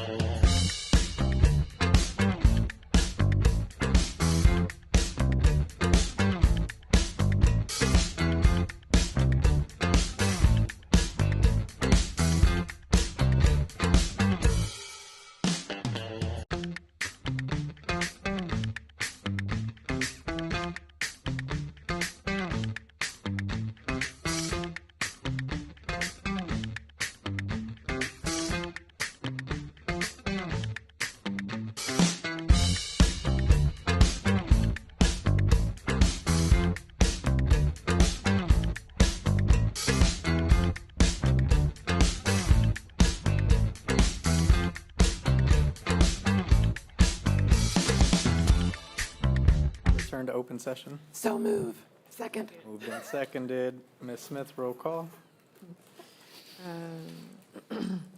Maxine Drew, Maxine Drew, yes. Janie Humphries. Janie, yes. Randy Lopez, Randy Lopez, yes. Wanda Brownlee Page, Wanda Brownlee Page, yes. Rachel Russell, Rachel Russell, yes. Dr. Nguyen. Yes. I move that we approve the settlement agreement. Second. Moved and seconded. Any questions or further discussion? Seeing none, Ms. Smith, roll call. Maxine Drew, Maxine Drew, yes. Janie Humphries. Janie, yes. Randy Lopez, Randy Lopez, yes. Wanda Brownlee Page, Wanda Brownlee Page, yes. Rachel Russell, Rachel Russell, yes. Dr. Nguyen. Yes. Thank you. Thank you. Thank you, everybody. This meeting is adjourned. Have a good evening. Travel. Safe travels. Travel.